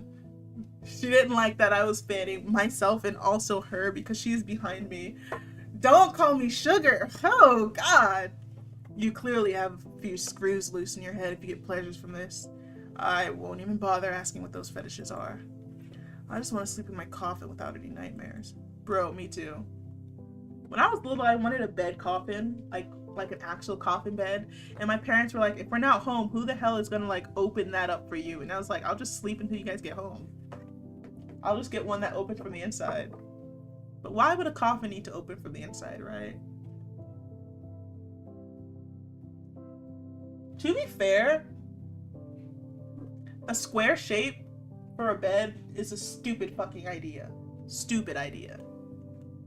And honestly, coffin shape, or even an oval shaped bed is way better. The reason beds are square, isn't that just to splay your arms out? Useless, unnecessary. But then you wouldn't be able to have so many plushies in a coffin bed, that is right. 6 feet, yeah. No, you gotta bury me 10 feet so I can be stacked. So like you can bury me and then fill it with cement and then stack it with someone else so that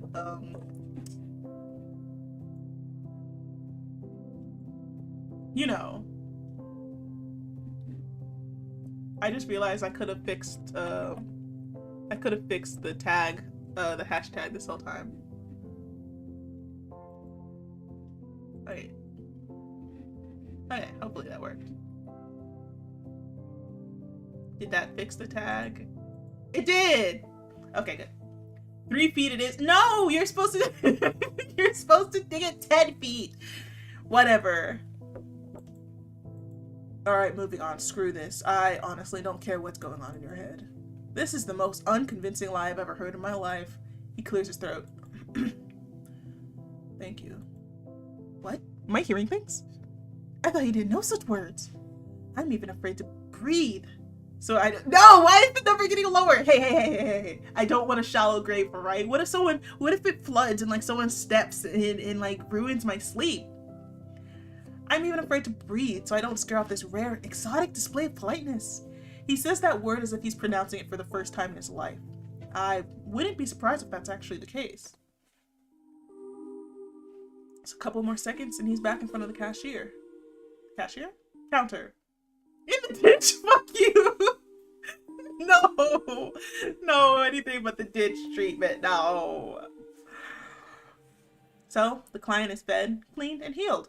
And yet he is still here, not putting any money on the counter. And the tip jar's lacking. I look at him. He's supposed to be full of energy, but instead he just looks lost. David, is this music though? Wait a minute. Wait.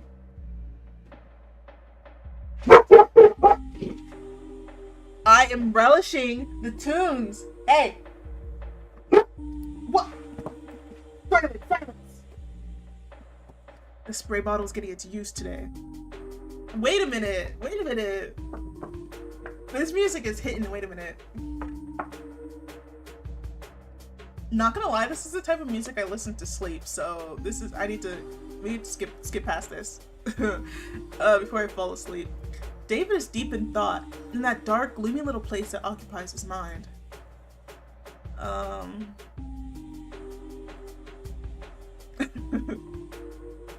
This isn't the best place to crash, buddy, but there's a vampire hotel 2 blocks down. Vampire hotel? David pauses for he's so cute! No, buddy, I'm joking. David pauses for a couple of seconds, as if a vampire hotel actually exists. I pause too. I'm no longer sure if the vampire hotel is just a figment of my twisted imagination, when there is a monster gas station. I'm not sure what kind of world I live in anymore. Get lost with your Hotel Transylvania, that's not the point. I'm curious about one thing. I haven't talked to a regular human in a long time. I wonder, by regular human, does he mean extremely natural essence? I'm no vampire, werewolf, or thieving gnome. Or does he mean my lack of a criminal record and absence of drug or alcohol dependency? Or maybe he's looking for the perceptive of an ordinary worker? A working class person, gray collar. Does your face always look that bad? How did you know I was actually making faces? Bitch, back the fuck up. Back up. Bro, this game, shut up. How did they know I was making faces? Fuck. Does your face always look that funny when you're thinking about something? I don't even get a chance to respond to his jab before he follows up. Let's conduct an experiment. Suppose you're now a free vampire, able to go wherever you want, do whatever you want. Where would you go? David looks at me expectantly. This fucking...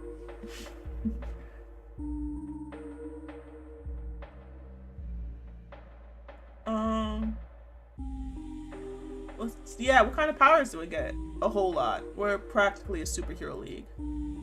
I'm sure it never crossed your mind that in reality, bloodsuckers can be way scarier than sappy movies for girls. So you've watched them, huh? Looks like he's watched Twilight. Interesting.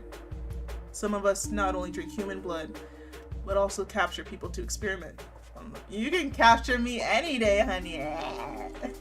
They turn human bodies into a real nightmare of play. Oh, Dr. Moreau could even... Resident Evil mention? And there are vampire sorcerers who can rip your soul out of your body and make you work for them for eternity. Literally. Seems like I already have one of those sorcerers. His name is Bob. He's checking the bills. There he is. I wonder what inner strength it took David not to flinch. You can't judge me! Only God can judge me! Only Bob can judge me! Only my Eldritch God manager can judge me. And he likes me enough to keep me alive. And there are those who can make your head explode, literally, with just a glance. What's the matter, Delina? Oh, you want me to pet you? Or you want to go bother Haku? What are you doing? Oh. You want to leave? This bitch. Oh, fine. You can leave. But only because, hey, only because I allow it. She'll be back. Trust me, she will be back. We're not all such wicked bastards. You don't even have to kill a person to eat. Just drink a little instead of gorging yourself like a pig at the trough. Some don't care. They just drain all the blood and splash it everywhere. The forensics team is baffled why the person turned into a sprinkler before dying. He seems to enjoy talking about how cool vampires are. Hey! And I enjoy listening.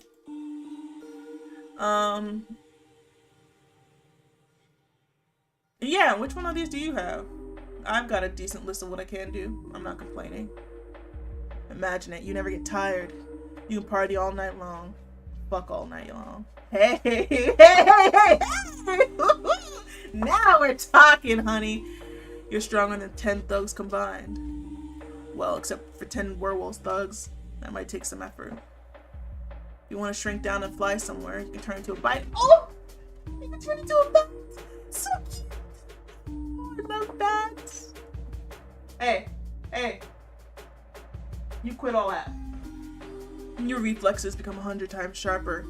You feel everything. You see everything. You can hear a rat piss a block away. I don't want to hear what rats are up to. Oh lord, Catspec, that's just an idiom. You can ignore it if you want. All vampires would go insane if that's true. Okay, that's good. Do I look like a madman? Politely, I decide to stay silent. He continues. And finally, you can make people do anything you want. Absolutely anything. Are you sure the last one's due to your vampirism and not just because they're scared you'll beat them up? You're right. Most law-abiding citizens avoid me by 100 miles. It's a working strategy in most cases, but sometimes you need a subtle approach, you know? The word subtle from this guy sounds almost comical. It's one thing to scare someone shitless. They give in just to avoid being harmed. It's another when they act full of confidence that it's what they want. They don't even realize they're just vampire pawns now. Yeah, I think I get it. He pulled that trick on me too. He didn't have to, but he did. David smiles, but this time, the smile is strained.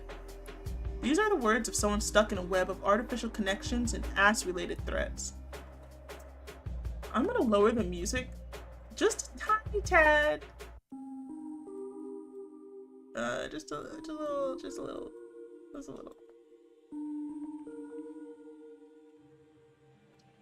Fear and supernatural compulsion aren't the best foundation for a strong friendship. David, you're a creature stuck in a web of artificial ass-related threats. Should we call him out? Even if it's based on my ass, I don't care. Wait, I can do it. Oh, I can just choose something different?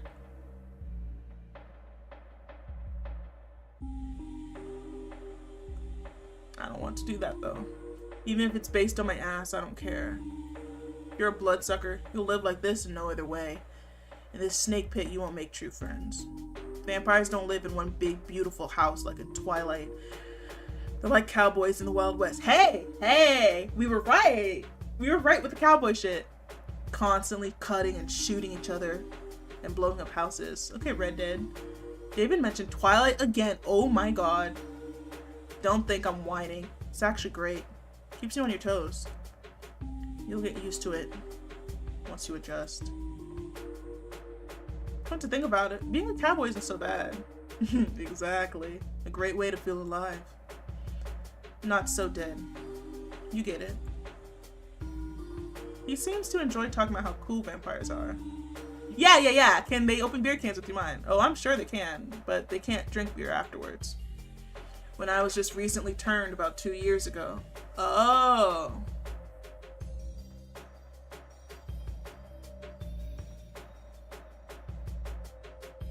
So is he aging though? This, like, I'm interested on this lore because sometimes when you get turned, you're that way forever and ever and ever. But he still counts himself as being 24, even though he was turned when he was 22. That's interesting. When I was just recently turned, about 2 years ago, I tried to eat some spaghetti. Not the smartest decision. What happened? I threw out farther than I could see, puking out blood and meatballs. Left some graffiti and a bit of pasta on the wall.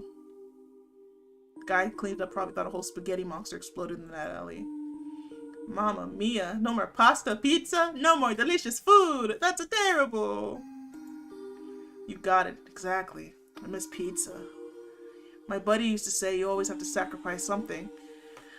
In our case, it's pizza. No, the worst sacrifice. The worst sacrifice.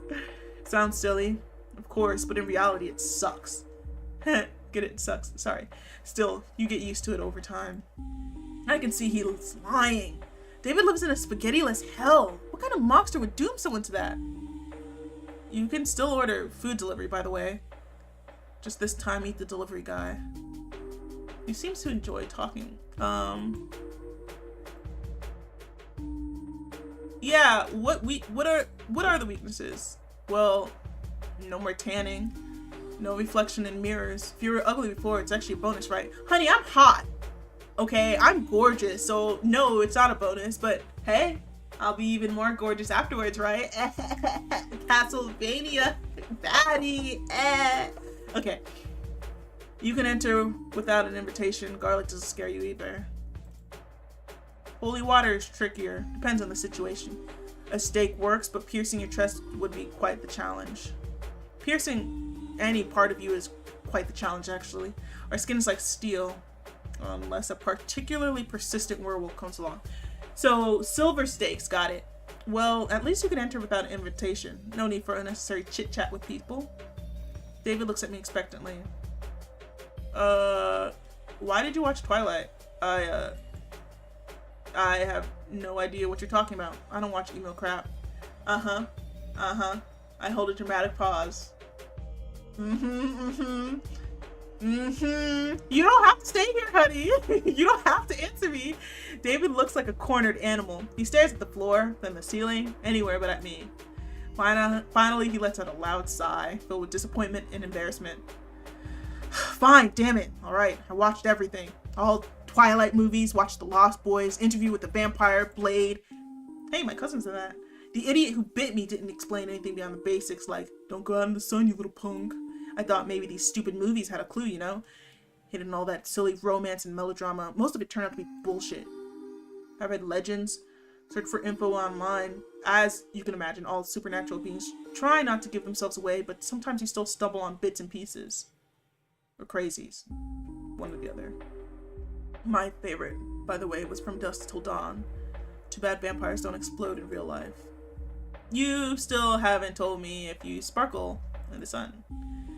He takes a deep, ragged breath. No, we don't sparkle. Want to know what happens if I step out in the sun? I catch fire in the sun, as if someone poured gasoline on me in a little match. You know what that smells like? Like fried chicken. It's a nasty, excruciating final death. Very brutal. Do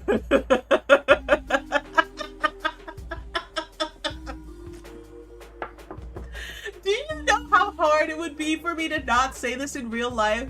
Do you know how hard I try to appear like a normal human being in real life? What the hell is wrong with you?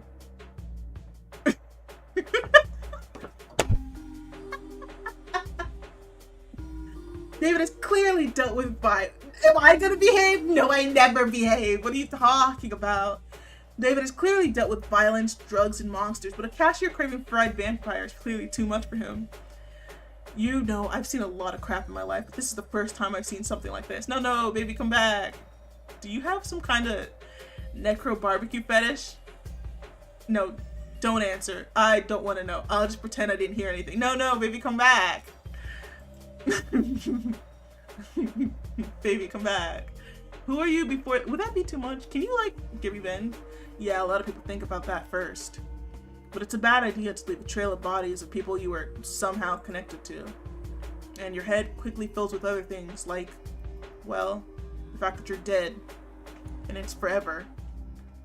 So, after you've been turned, you didn't find everyone who bullied you in school and beat them up. I usually beat them up, right? Hey, my man, me too. Ah, right. You might think I was some kind of bully, constantly pulling pranks, but I was actually quiet in class. Just messing around at the back of the class like an invisible man. Till some jerk started picking on me. Once I smashed a globe over a guy's head because he mocked my sneakers. Alright, dude, that's maybe a bit too far, but as if wearing clothes from Walmart made me worse than them. Buddy, I get that, but it's just mocking your sneakers, okay? They didn't put their hands on you. Once they start putting their hands on you, then you lay them out on the floor. But then we don't have globes here. David looks at me expectantly. No wonder he doesn't talk about ruffles, but then again, why was he so weirded out when I asked him about the ruffles? Oh, and who were you? He opens his mouth, ready to tell me off something about butts again, but he stops himself. Probably his thank you sealed our fragile friendship. I'll tell you, but it's probably not relevant. Well, it's nothing. I was a nobody. I was just surviving as everything went to hell. Unlike all those bastards born with a silver spoon up their ass. Well, not really, because they're vampires, right? You ever see those happy American families in TV commercials? They sit at the table with a bowl of salad, smiling like idiots, and they always have a dog. I look back at my dog and my table and my bed. Well, that wasn't my case. My stepdad was a crazy guy who thought the best birthday gift was a smack on the head. He did teach me how to shoot properly, though. I left my family dump early. It's really dumb, but I thought I'd start a band and become a rock star. Oh, that's cute! But as they say, wish in one hand, shit in the other. See which one fills up faster. Jeez, I've never heard that say, buddy. At first, I worked wherever I could. Then I found some guys to do some shady stuff with. There aren't many ways to make a living in the Los Angeles. We're in LA? Can't exactly work the cash register, right? David jabs again, but without malice. The antisocial environment made him resentful of the middle and upper classes, but it hasn't affected me that. Maybe that's why he feels kind of open with us, because he sees we're in the same fucking pot he was. Like, we're in the same fucking sinking ship. We're a goddamn cashier for minimum wage with people like him coming in. So he's like, yeah, alright, I won't give you too much grief. I wonder why. Hey! Who knows where the doors lead to? Yeah! Bob's over there in that one fucking door. Behind me is like a warehouse storage full of the witch's wet dream. And like in front of me, like people... Hey, wait, we didn't even discover what's over there on that way. Probably the bathroom. I hope it's the fucking bathroom. Hey, that's mean. He lets out a quiet chuckle. Come on. Life isn't as fun as it is in TV shows. Mostly, we just so deluded crafted junkies and solve problems. Sometimes, no person, no problem, you know? I prefer the part about motorcycles. That's it, that's the whole story.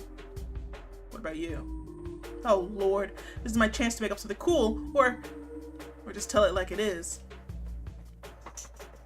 I have a single parent family and an art degree, and no dog. Hey, I have a dog.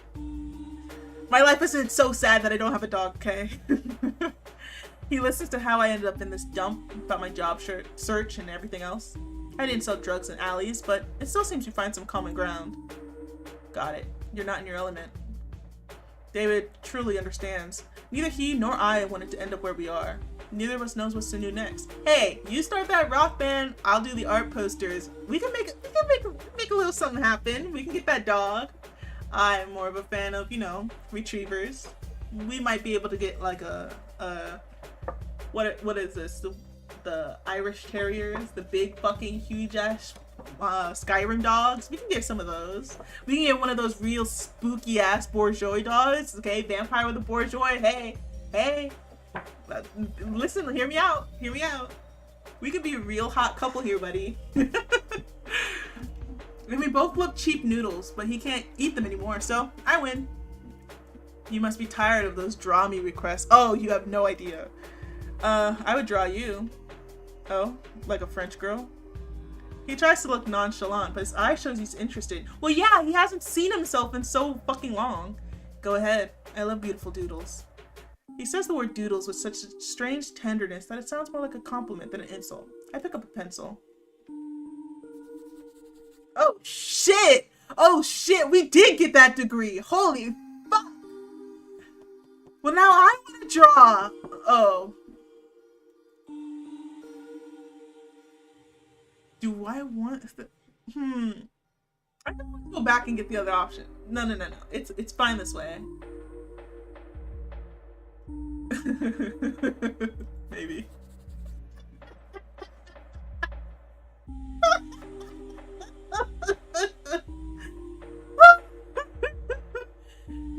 No. I want to.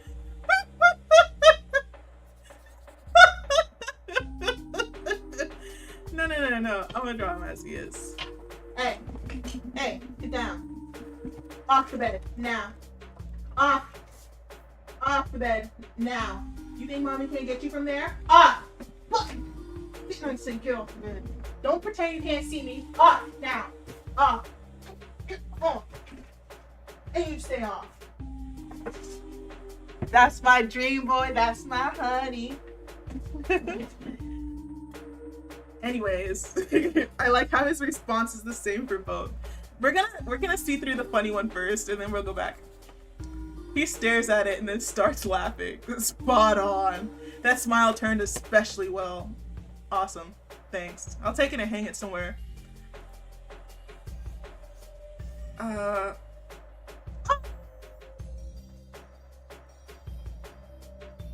You draw better than me and have an education! It's nothing.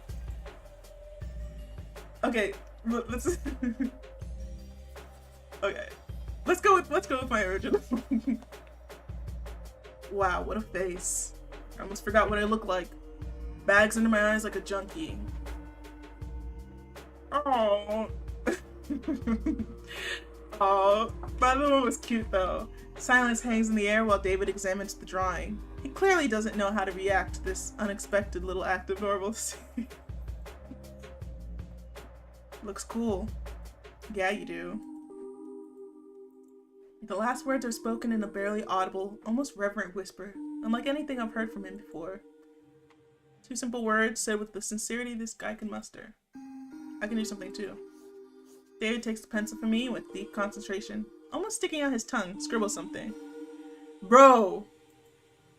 I never would have thought this guy was capable of that. You draw better than me and I have an education! Come on, it's nothing. I'm not much of an artist. I was a bit into it when I was a kid. Comics, all that stuff. Nothing serious. Nothing fucking serious. Bro probably had a webtoon, a fucking Tumblr blog. Hey, you conniving little bitch. Whoa, damn it, fucking kids. Can't love them, can't leave them. Leave it alone. Oh my god. I'm back. I take the drawing for myself. Alright, where were we? A lot of things depend on who turned me into a vampire. Who vamped you? Yeah, that's kind of a rude ass fucking question. That's why I didn't want to ask that one. He doesn't answer right away. Just furrows his brows. Several long minutes pass in silence. Some old stinking jerk. A lot is mixed in those 4 words. It's as if he both hates and mourns the old jerk. Probably that guy wasn't a contender for Father of the Year. I wait for him to continue, but he remains silent. He looks like an angry, cornered dog. It's unlikely he'll speak up on his own. And what did your old stinking jerk do? Whoa, hey, you said that! Don't call him that, damn it. Don't you dare. The rage in his eyes shifts to confusion, just for a brief moment before he looks away. I mean, yeah. Call him whatever you want. Including an old stinking jerk. No, let me not push my fucking luck. I don't want to die today. That jerk suffered from power seizures. That's all there is to say about him. No amount of booze could erase what the damn villain did in my memory. I suppose all old vampires are like that. It seems he won't tell me more about his vampire dad. Alright. Excellent. Oh shit. Bob! Bob, get the fucking shotgun! Oh, so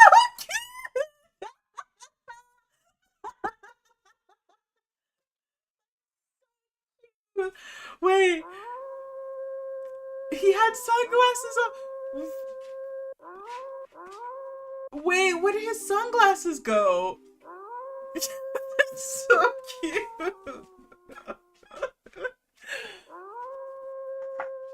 That is so cute. Listen up. Don't say anything about me. Sit tight and behave, or you'll feel incredibly shitty. Trust me, if you rat me out to that mutt, I'll find a way to get out and twist your head off.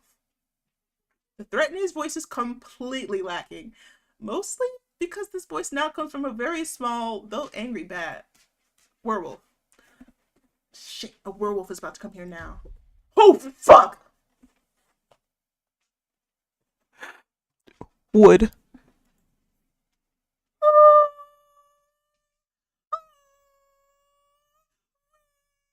So cute! Wee! So cute! Puppy! I know. You see, while I'm complimenting and cooing over this werewolf, I have to do the same thing to my dog because he is very jealous. Right, Haku? Yes. I can't tell someone else really cute without calling you cute. No, I cannot. Oh. Alright. What voice am I want for this one? Good evening, Chief.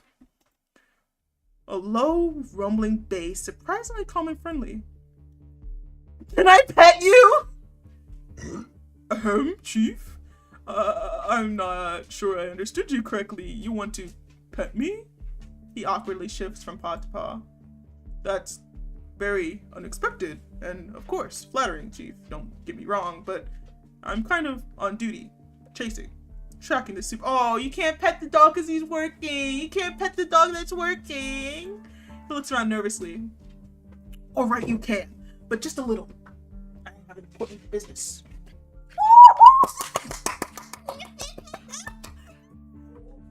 So cute. Oh, so cute. Oh, I reach out and pet him first. Oh, look, someone's mad over here. Oh, somebody's mad. Oh, you mad because I pet the puppy? You mad because I pet the puppy? Professional. I'm a fucking professional. That's currently petting a werewolf. Oh my god. Can life get any better? I reach out and pet him. The fur is warm, soft, and thick. I immediately feel a low vibration. The werewolf is quietly, silently purring. At first it's barely noticeable, but then his short, fluffy tail starts to wag, slowly but confidently from side to side. He's a good boy. A very, very big but good boy. Oh, is that you too, Haku? Hey, you a good boy too. Yes, you are. You want to get kiss? Yes, that's a good boy. Oh, he deserves praise. I am the Princess Mononoke of this gas station. Although David doesn't seem thrilled. I pull my hand back. Thank you, Chief. It's been a while since I've been. Anyway, thank you. So, getting back to the purpose of my visit. Apologies for this sudden intrusion, Edward. You can just call me Eddie. We're chasing down a certain pest. You haven't seen a vampire around here by chance, have you? You know, young, a bit scruffy, wearing a leather jacket. You see, here's the story. One of our packs nearly took out a vampire sire and his offspring a few hours ago.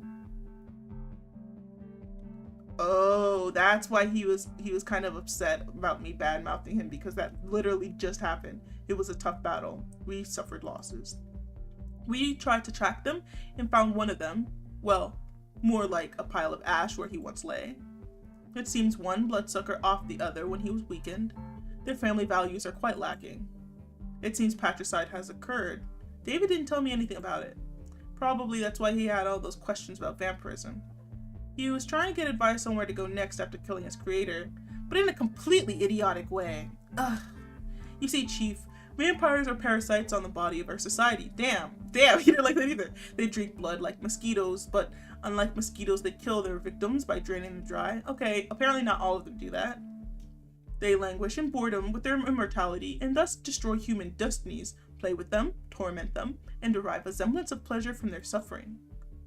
They are devoid of true feelings. Oh, he really didn't like that. Ooh. I look at David, devoid of any feelings. He's shaking all over. So I would be extremely grateful for any help.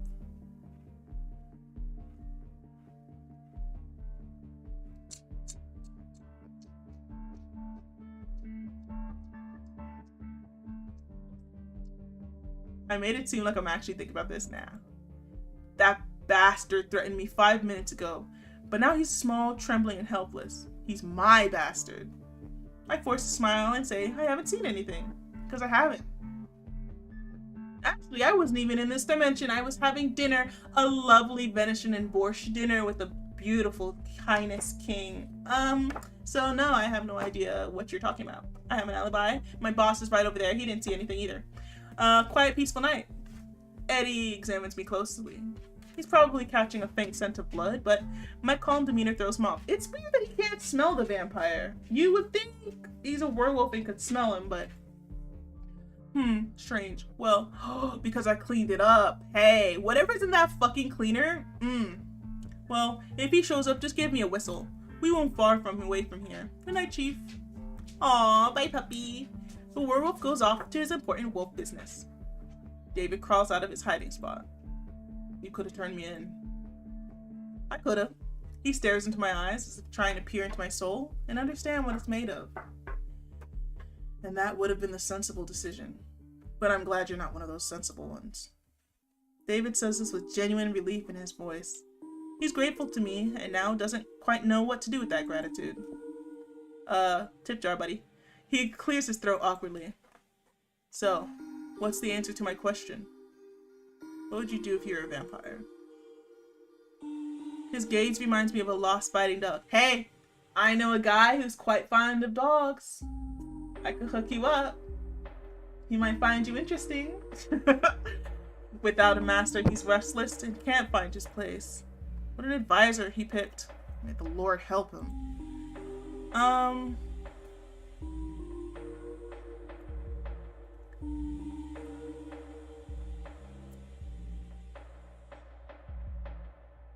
Yeah, you could learn so many things. Yeah.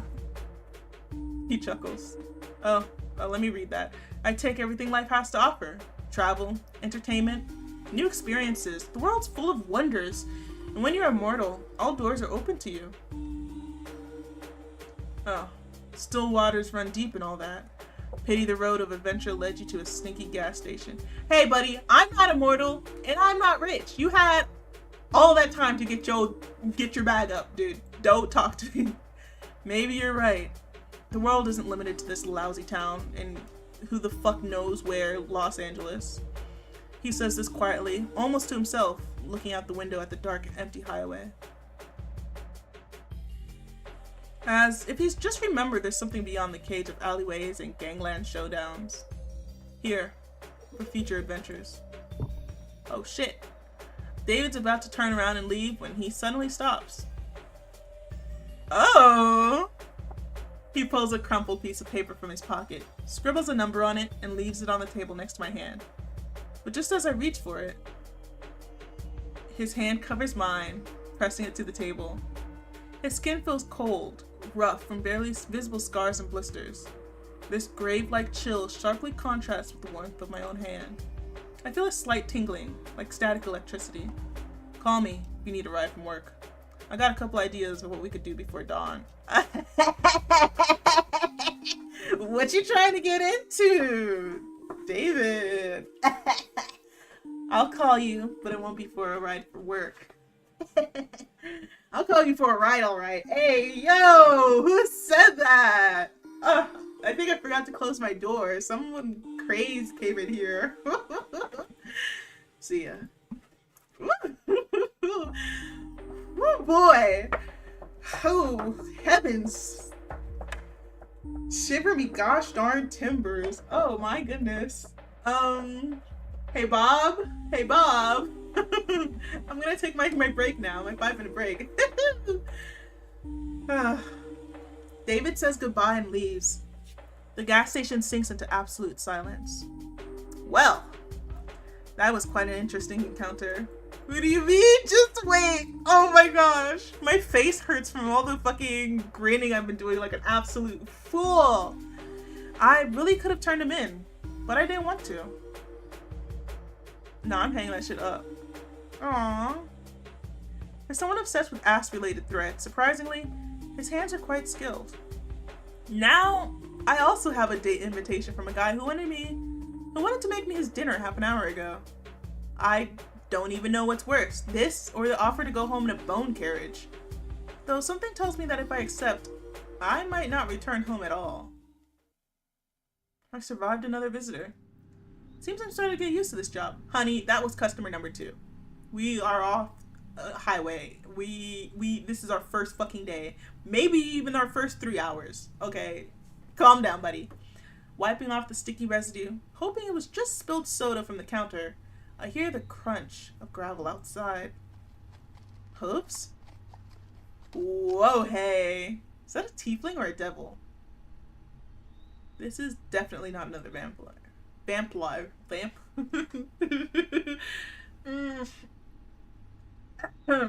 This is definitely not another vampire. Oof.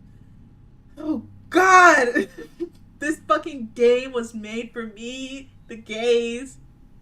It was made for the she's, the theys, and the gays. Holy shit. Back up! Back up! Why do they do this to me? How can they do this to me specifically? I know, Haku. I know. Okay, I'm having a fucking... Holy moly. Gargonzoli calzo. Holy shit. Yeah, this one's gonna be the death of me. This one's the death of me. For real. Holy shit. I'm gonna take a break, okay? It's been 2 hours. I'm gonna I'm gonna take a break. Holy shit. Whoa. Let me find some music for you guys.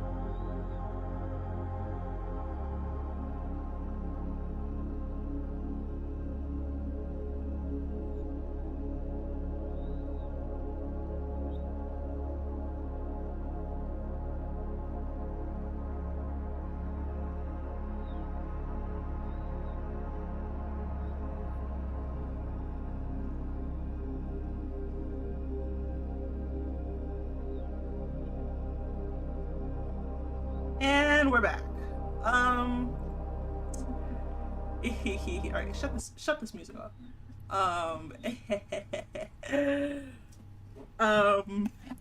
I left in order to get some stuff and refresh, and I ended up not doing any of that shit. Yeah,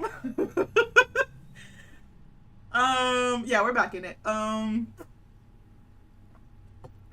Where did my fan go? Holy smokes. I knew this would goddamn break me. I knew it.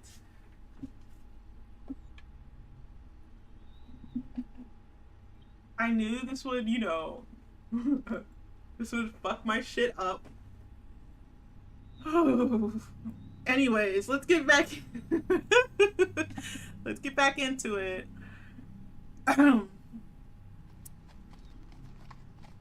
stranger leans against the counter, trying to look casual, but the way his tail twitches betrays his nervous tension. What's going on? Hi. Oh wait, I need a bit more personality to figure out how we're gonna voice them. Hi. He clears his throat.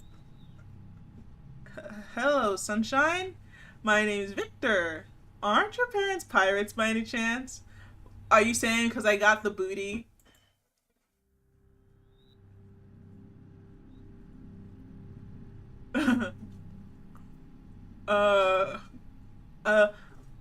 Oh, he's trying pickup lines. That's so cute. I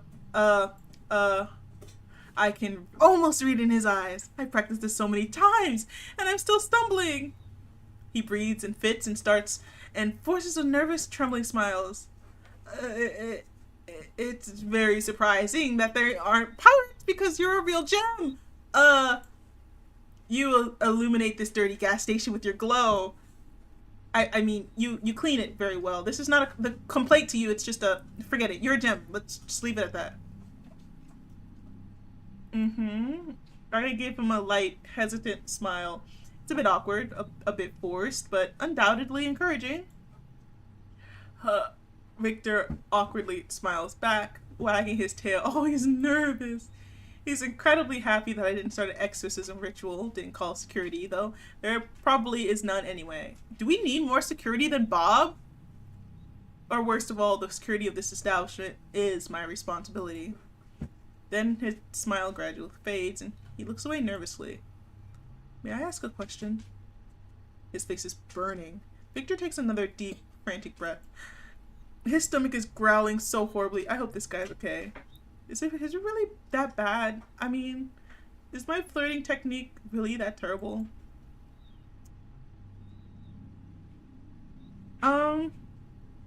It's not necessarily the awkwardness, it's the intent and eagerness, and you were trying to be friendly, so it's a great style.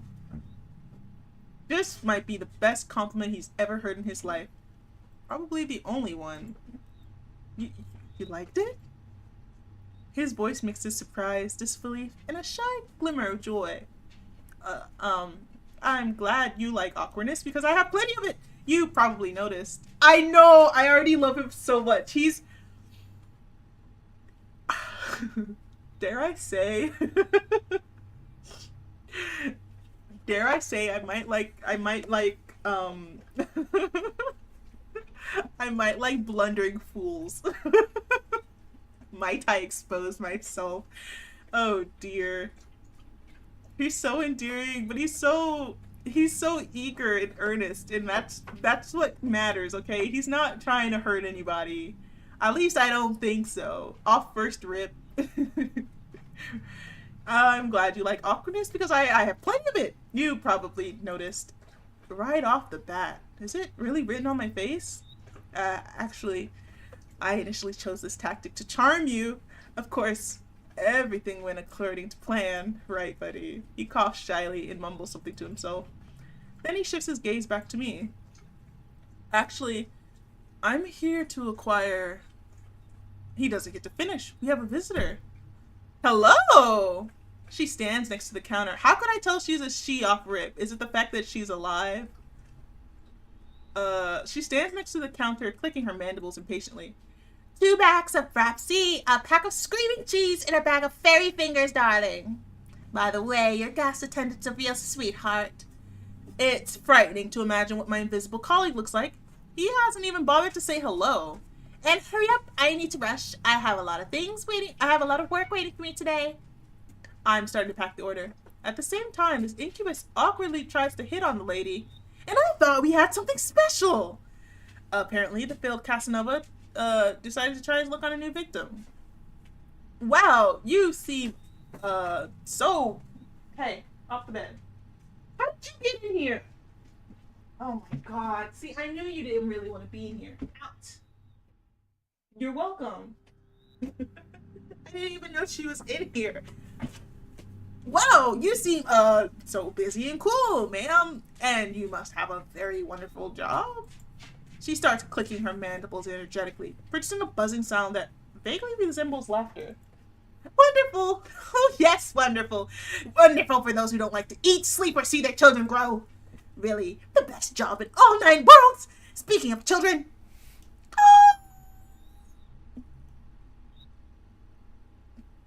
Oh! Victor barely recovers from her sarcasm when the lady immediately pulls out a wallet out of her bag and unfolds it. Oh, over and over and over again. It seemed endless. This is Google. He has his father's mandibles. Victor gazes into the abyss, and the abyss gazes back, revealing baby pictures. The seduction attempt has failed again. Hey, if you keep work, would you leave me alone? Go somewhere, but not on the bed. Not if you said, you know, unless she's still married, and seeing how she's probably a like of the insect type that eats their husband after they you know, I doubt. Like any mother, Lady Mantis loved her children and considered it her sacred duty to tell every passing incubus about them. This is Google. He's in his rebel phase right now. He pierced his mandibles. Can you imagine? He makes such a racket when he eats. The image of a larva in a biker jacket makes me snort and reminds me of David. This is Gigi and Gaga. They're still larvae, but already so talented. What talents can larvae have? They just lie there and eat. I do too, though. Wait, don't think about that. You have very beautiful children, ma'am. All 20 of them. Incredibly cute. That's just the first wallet! No, this is... I'll help him out. Oh, I got a bit carried away. I really am in a hurry. Here's your money, darling. Victor watches her disappear into the night and turns to me with a grateful look. Thank you. I couldn't handle 20 more kids. To be honest, I already broke down at the 8th. You have 8 kids, honey? Hey, what did I say? You think I can't see you? Big lump. And I thought looking after a cat was hard. Oh, you have 8 cats. The lady left very little in tips. Probably all her money went to her children. Victor suddenly remembers he came here to buy something. However, my visitors rarely recall that. I need a book. Victor scans my stinking supernatural realm of discount rotten chocolate bars. It's a guide for, well, you know, succubi and incubi. I can't remember what it's called, but I definitely heard something about it. Could you take a look? It's definitely not for me. It's for my less experienced friend because I'm, you know, employee of the month in my lair. He didn't specify whether he was the worst or the best employee of the month. Well, you know, life force harvesting for dummies or something like that. I hear him mumbling quietly to himself. Such a shame. I should have stayed home and rewatched Evangelion for the 10th time. Hey, that sounds like a night. I'm headed to the storage room. Just a few hours before, I was rushing around here looking for blood for a very hungry monster. Now all these vials, eyes, and tentacles seem less ominous. A gigantic dead moth lies on top of one of the boxes. Or perhaps it's just very tired. I'm rummaging through this is so cute. I'm rummaging through the book section, deep in between baboon metaphysics and limits of patience of your dead servants. I find the desired volume. I come back from the storage room, holding this... I wanted to yell at Bob again. I come back from the storage room holding this forbidden, mind-bending treatise entitled Everything You Ever Wanted to Know About Demons and Everything You Didn't Want to Know About Them. Wow. This is definitely better than those PDF guides from various sites for, never mind who. Clearly not for the whole family. Let's study it? Why is it? Why are we in a dark screen here? Yes. It would be very unusual if he just paid me, tipped me, and moved along. I expect too much from this life. But in fact, this will be an interesting educational lesson. It certainly won't be unnecessary. And the guy looks like those pictures are enough to make him faint. The sooner this is over, the sooner I can send him on his way. Oh, hi, buddy. We find a cozy spot next to the counter. I pull the grimoire closer. When a mommy succubi lives... I open the book and the pages yellowed and brittled with age. Release a cloud of dust and indecent, horrifying desires. Incubi, the nature of the tempting rogue, hooves of desire. What kind of tempting rogues? Oh, that's me! Yes, definitely me. Hooves are just like mine. You have no idea how awful they clop, especially on tiles. When you sneak to the fridge at night, the whole house wakes up with you. Everyone thinks there's a big clumsy cow in your apartment. I think you really are an incubus. They're all purple. Oh, you're right. All incubi really are purple. I thought my skin color was some kind of coincidence. What do you mean, buddy? Do you not have other incubi around you? You know, like when you create a character in a video game and just spin the color wheel until you stumble upon something weird. Alright, who put the self-insert in here? This is too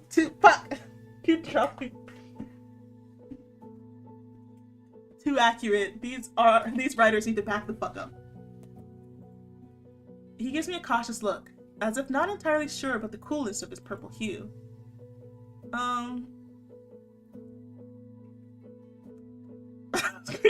Spore!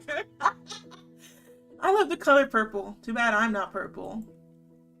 His face immediately brightens with a smile. Yeah, well, I think it's pretty cool too. It's nice to know you like my, what's it called? Demonic phenotype. Victor turns his attention back to the book and runs his clawed fingers down the lines. Incubi, appreciators of the vibrant hues of the soul. They draw power not from blood or light force, but from the pure, potent energy of mortal emotions. And although a refined bouquet of positive emotions is the preferred ambrosia, ambrosia, what a fancy word. A practitioner can also sustain themselves with more coarse, fickle energies of negativity, despair, horror, and humiliation provide a quick, albeit unpleasant, rush of power. It's no wonder that now, after an argument with someone in the comments, I feel like I've eaten a few raisins. Ugh, raisins again.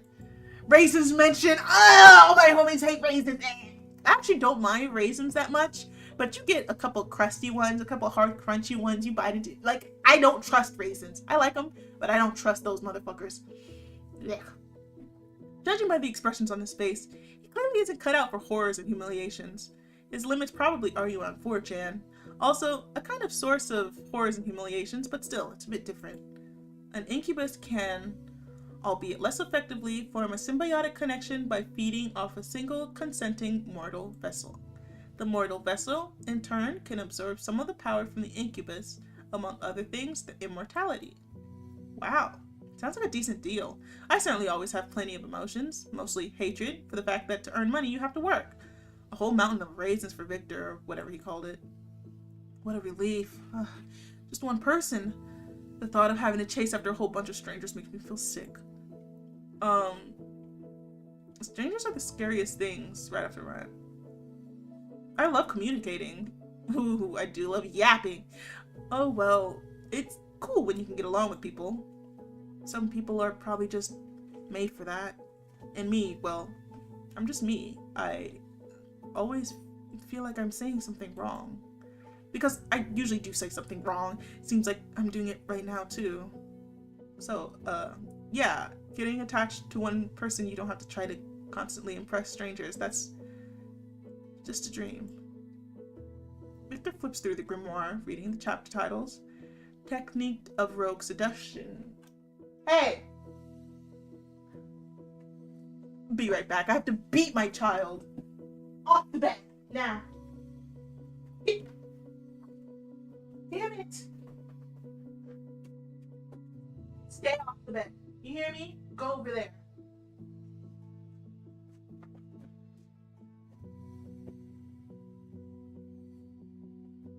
And quit being a menace. God. Mind you, when I'm not on stream, he's a perfect angel. He doesn't like that I'm talking to other people. Go lay down now.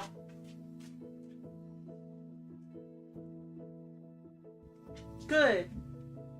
Pesky guy. I stubbed my fucking toes.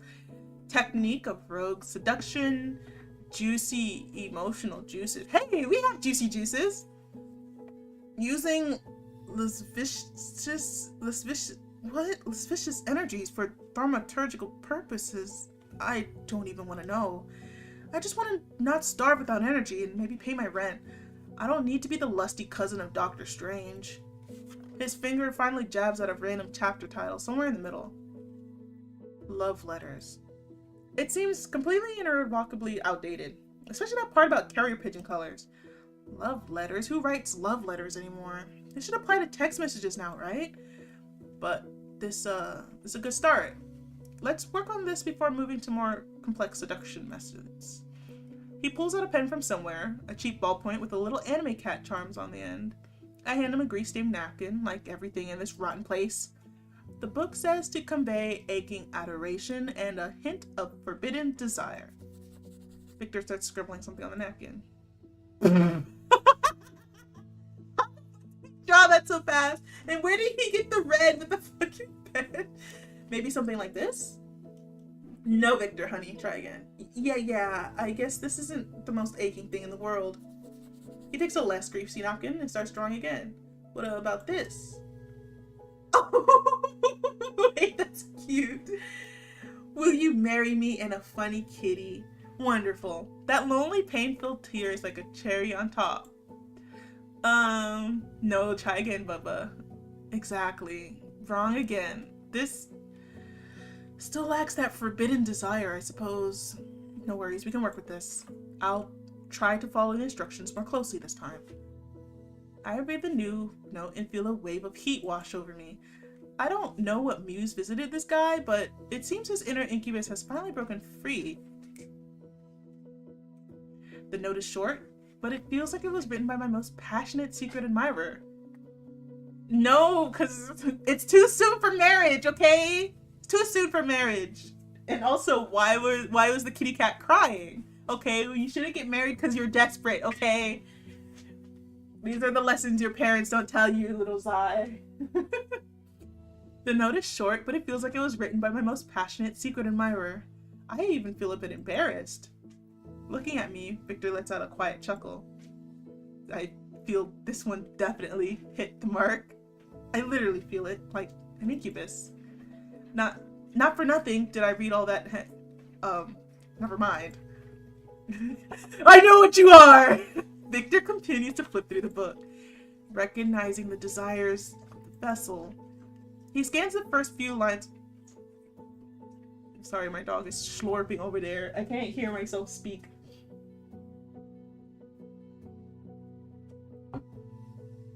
It's almost, what's it, 8, 9, 10, 3 hours. Make sure you drink your water.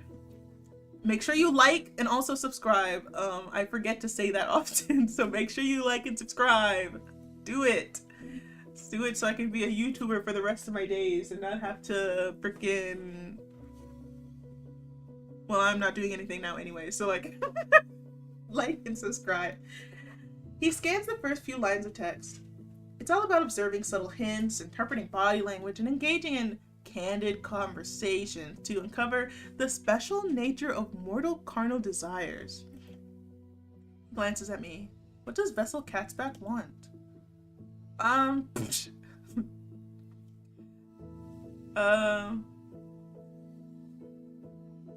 want to become the new Sandro Botticelli. I would like money, that would be nice. But I do also want fucking cuddles. Oh, great, and pizza, right? In his eyes is genuine sympathy and an understanding of every delicate string in my unfortunate, lonely soul. Hey. That's honestly quite a simple desire. I think if the criteria for the second person on the couch aren't too strict, I could easily help. Although, sometimes I comment too loudly on what's happening on screen. I hope that's not much of a problem. Sometimes you can't just help but make a stupid comment 10, 20, in 5 minutes, especially when you know some facts about the movie. Bro's got the neurodivergency. Same! If I'm not yapping throughout the whole damn film, I'm probably exhausted and tired and dead. We continue to study this villainous seduction manual. The art of verbal seduction and slippery flattery. To his surprise, Victor finds no mention of the fact that pirate compliments work on living people. We examine the first paragraph, where words are labeled as keys to the treasure chest of the heart, and flattery is described as a powerful aphrodisiac for the ego. It's all very dramatic, but the main idea is quite simple. Say nice things. Don't say unpleasant things. That's literally how I've been rizzing up these motherfuckers this entire game. Just be nice. Don't be a dick, and be thoughtful, insightful, and curious, okay? That's how you get them licking out of the palm of the hand. You saw me with that werewolf, okay? They all love me. They flocked me. This is definitely outdated. If I tell someone that his eyes are double gateways to the Champ Elysees, I'll definitely get sprayed with pepper. And this, good lord, when I kiss you, I tremble like a paralyzed beggar. How is that even supposed to work? No, that's too much even for me. Victor clears his throat. His gaze slides over me, trying to latch onto something particularly attractive about my appearance. You have very elegant ear shape. Thank you. No problem. I mean, they really are. They have a very elegant curve, aesthetically pleasing. 11 out of 10 on the ear attractiveness scale. Okay, his delivery is fine. He just needs to work on that confidence. He has zero confidence. Like, even if you're fucking... he has no confidence. You have to believe what you're saying and say it like you believe it. Bro, ears on my head are an 11 out of 10. Will there ever be a happier day in my life? He takes a deep breath, gathering his courage for another compliment. Actually, I think you have a wonderful sense of humor. Like, nothing can really get to you, right? Most people would scream, run away in horror, or fall into a true existential crisis. I'm the main joker of this greasy gas station. Should I be proud or horrified? That wasn't bad. He smiles gently in response. Despite everything, he starts to relax. He's probably beginning to feel more comfortable around me. I would have never thought a monster would have to struggle with the discomfort from interacting with a mortal soul, and not the other way around. Whoa, pals! Was this the words like, hey, you don't actually have to seduce anyone, you can just be friends with a lot of people. How to be a mirror. I didn't know we could oh, that's metaphorical. The text describes the principle of mirroring, subtly borrowing mannerisms, speech patterns, and even expressed opinions of the victim to create a sense of closeness and understanding. No. The path of least resistance to gain mortal attachment. Oh, no. What about all that stuff of just be yourself and everything will work out? My mom lied to me, didn't she? With similar interests, what do ordinary people like? Football and the weather? Bro, no, we can watch anime, bro. Fuck that. Definitely not anime and Dark Souls. Whoa, no, back up. No, we can talk about that.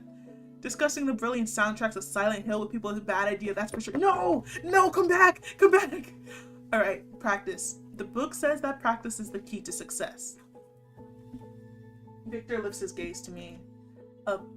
Play along with me, please, like we just met. Beautiful mortal soul, I have appeared to you in half dreams so many times. I don't know why I put that voice on. No, I'm gonna stick with that.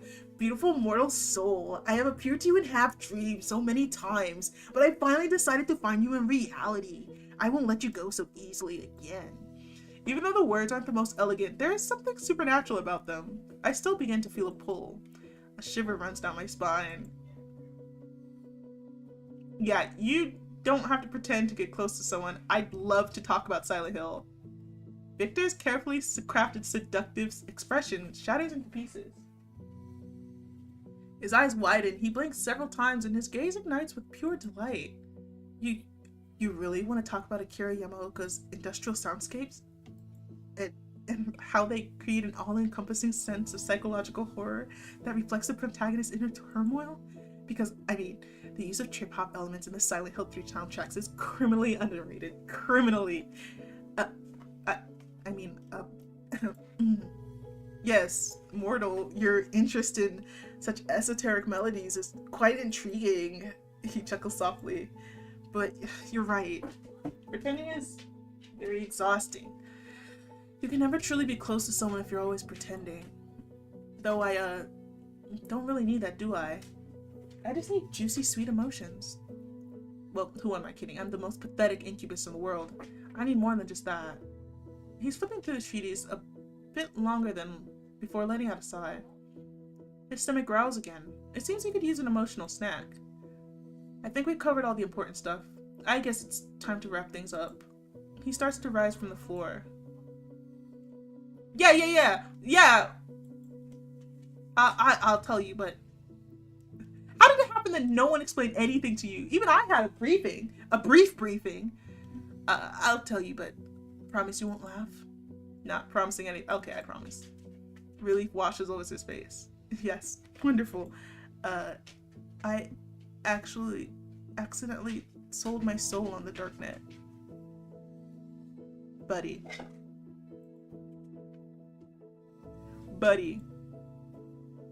Go on. Ugh, what an idiot I was.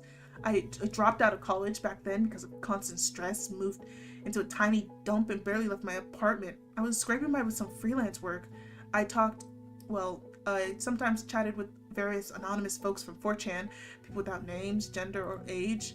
And then I stumbled on a stupid ad. What did I have to lose? Definitely not a demon 7566 in the chat offered me a chance to escape loneliness. Later, after I turned into this creature, he told me he did it for laughs. Oh!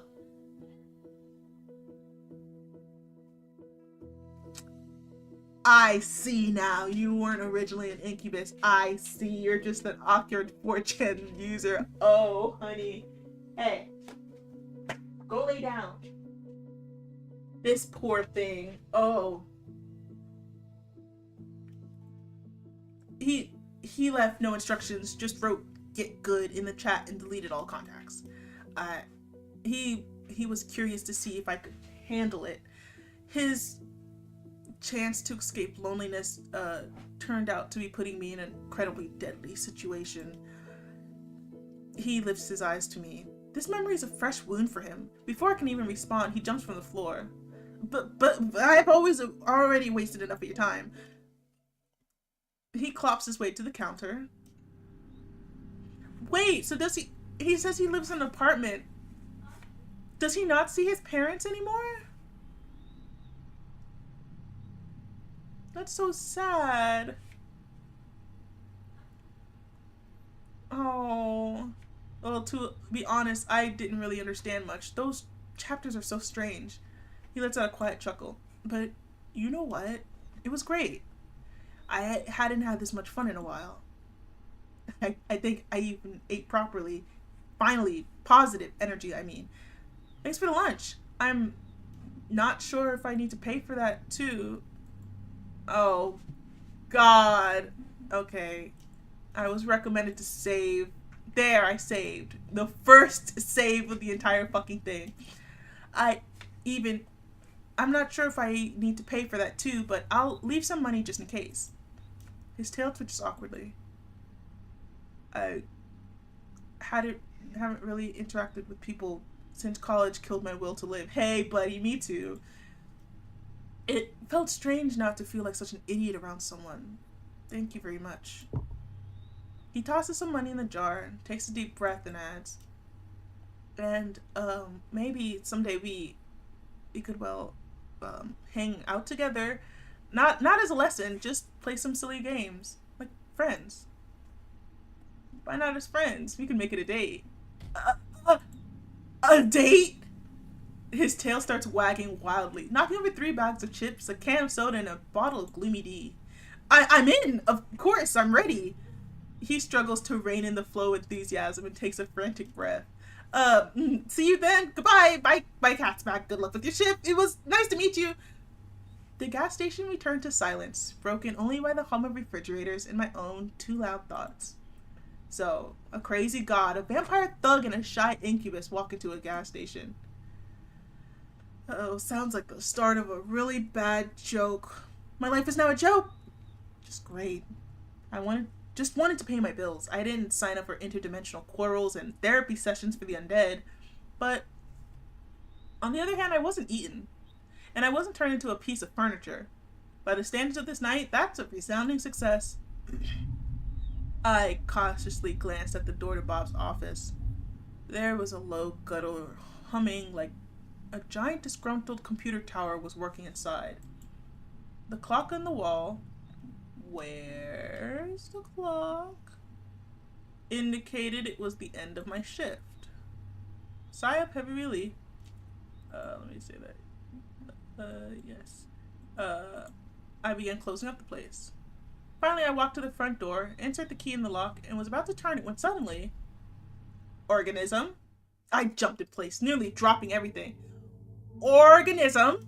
Your performance has exceeded all my algorithmic predictions by 47.3%. You are not just an organism. You are an efficient, flawless machine for generating currency. Ah, shit. I'm feeling an emotion your kind describes as managerial pride. If you keep up the good work, the possibility of receiving a 25-cent bonus will become not just a hypothetical, but quite real. Go, organism. Restore your energy resources and return for further exploitation. Oh, what a relief. He vanished as suddenly as he appeared, leaving nothing but a ringing silence behind. I stood for a few seconds, processing what I heard. Then I slowly turned the key in the lock. Well, now I'm nervous and I'm going to be saving every 2 seconds. Click. First shift completed. I survived. And now I can do anything, which means... Oh, I see now. Buddy, we're going to do all of these. We're going to do all of these, and we're going to start with Bob. Hey, Bob. Oh, no, Mr. Manager. We're not saying goodbye just yet. I head back to the gas station and push open the door to his office.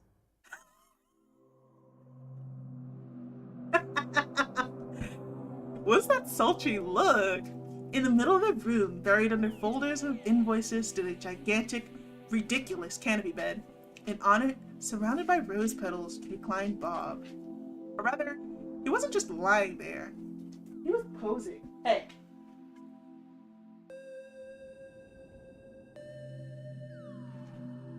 You want to go on the bed? Go.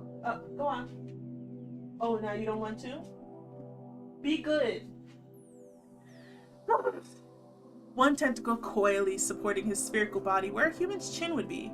Others were...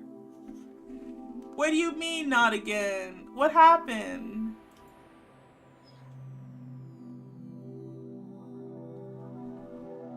What happened? What happened? Oh, because I saved too many times? Hey, I'm scared, okay? I don't... I forget this isn't a game I can't really die in, I think. Hopefully. His numerous eyes blinked slowly. Okay, is it a cat? Ah, organism. I wasn't expecting you so soon.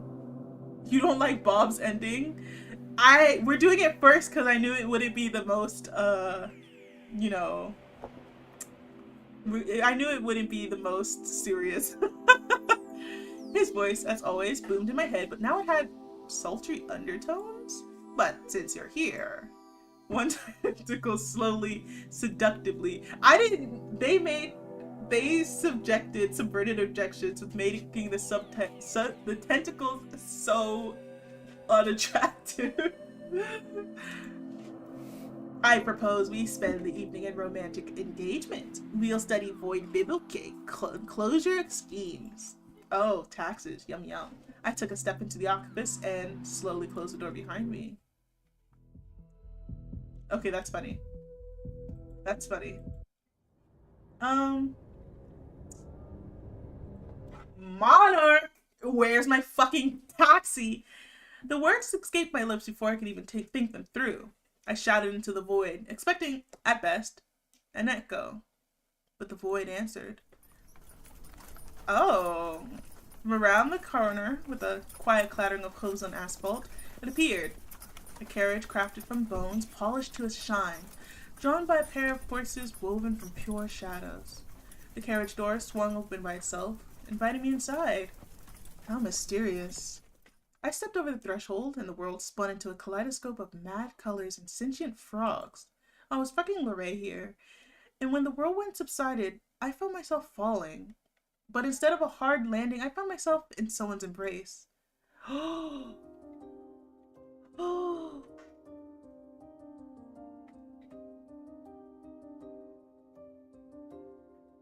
And he dressed up for me! He dressed up for me! I knew you would come, my dear. Let me find his voice again. It's been like 3 hours since I did this voice. I knew you would come, my dear. Damon's voice was velvety and sly. I looked down and realized that my t-shirt and jeans had been replaced by some elegant attire. How fashioned of him! The kingdom missed you so much. Every crooked spire of this castle longed for your silhouette. Every mad courtier whispered your name, hoping you would return and bring even more chaos to our usual chaos. He looked into my eyes, and his gaze was a mix of madness, adoration, and the promise of the most unpredictable eternity. Everything. I will give you everything. How about a pet? I can bring you the most beautiful griffin, or better yet, 2, so they won't be bored when I take you for rides around our lands. And if one moon bores you, we'll have 3. Or I can get a few garden gnomes, and I'm getting ahead of myself. Let it be a surprise. He pulls me closer by the waist. His lips almost touch the shell of my ear as he speaks the next words. You'll never be sad again. From this moment, sadness for you is just a word in a foreign language. My dear, my monarch. And all it took was one night shift at a gas station. Who would have thunk it? These are some short endings. I know they have day 2 coming out, but I wonder how they're gonna, if they're already ending it like this, like, because Bob tells us to come back, right? How are they gonna extend it? Is it gonna be different? Is it gonna be like different monsters? I wonder. Let's call Victor and let's end with David, because that's why, because I want to. You hush. Victor promises to come faster than the wind. True to his word, when his car pulls into the parking lot, he nearly knocks over a trash bin. My bad! It's an old, well-maintained car, clearly inherited from his grandfather. Inside, it's warm and smells nice. His apartment is exactly as I imagined, a bit cluttered, but cozy. And soon, I get humiliated by the very first boss. Victor sitting next to me laughs. It's not that you're bad at this, as you say, it's just that I'm a nerd with a whole lot of free time. Dare I say, selling your soul made you more interesting than if you were just a nerd who lived with their parents and played on 4chan? Oh! They're also expanding on day 1. Okay, so what you're saying is I have to play the whole thing over. Okay. I see. His fingers glide effortlessly over the buttons. I felt at ease. For the first time in a long while. No fear, no tension, just 2 people playing video games. He freezes for a second, and then a blush appears on his violet cheeks. He coughs awkwardly, but doesn't pull away. Instead, he gently leads his head towards mine. Cat's back, you've made me so happy in just one evening, and I'll do everything I can to make you happy. I close my eyes, listening to the quiet clicking of buttons. Oh, did I back up? An incubus partner. My partner's an incubus, and he's better at Souls-like games than I am for now. Something very interesting is happening, definitely, with my life.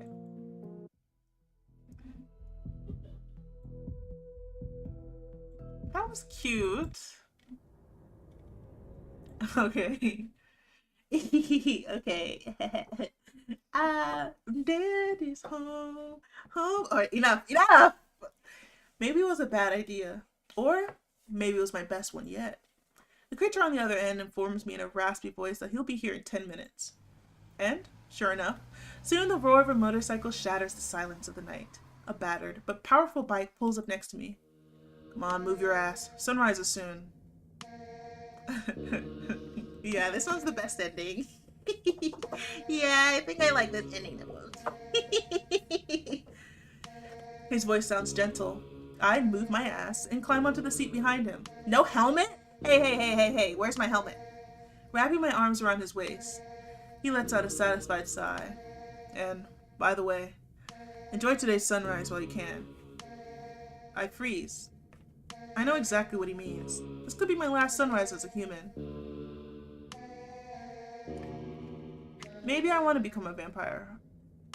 Or maybe not. Either way, we're making decisions together now. He slightly turns his head. The slight surprise in his eyes is replaced by a glimmer of respect. He looks at me like a tamed wolf, like an equal. His hand covers mine, resting on his chest, and gently squeezes it. Okay, boss. Whatever you say. Whatever awaits us, eternal wandering, argument over who cleans the blood off the dishes today, and the necessity of pretending to be our own descendants, we'll face it together. The motorcycle roars and heads out onto the highway. Well, I wanted to see his crib! I wanted to see his house! Ah. Well, I guess there's werewolves searching for Bob! I just realized this is Bob driving a car. This is so funny. This is so cute. You know, I really like that. I mean, obviously, there was no way I wasn't gonna like it, but I do have some thoughts, some ideas for next day. Some what's the word? Predictions? Do you think that invisible coworker we have, do you think we're gonna be able to talk to them a little bit? I think they might be the next ones. Also, the werewolf? Come on, Eddie. There's no freaking way that we're not gonna be able to talk to him for a little bit. So invisible coworker, Eddie, and you know, a ghost would be cool, unless the ghost is the invisible coworker. Then I could see that working out. So we've got vampires, the werewolf, devil, eldritch mad god creature being, another eldritch tentacle creature. Can we have a cute tentacle creature, please? Can we have an orc?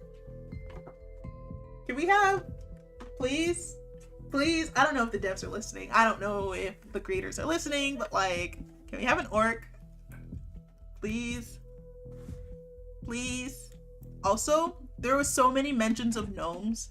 If we don't get a single gnome, and then mention during that gnomes playthrough of like, oh, these fucking garden gnomes are totally different than the gnome that I am, that would be hilarious. Also, can we explore more of the gosh darn gas station? It is bigger than it looks on the outside. We only saw one room, but when we went to the back rooms, why was there so many other rooms that we didn't get to see? Show me those. Anyway, that's it.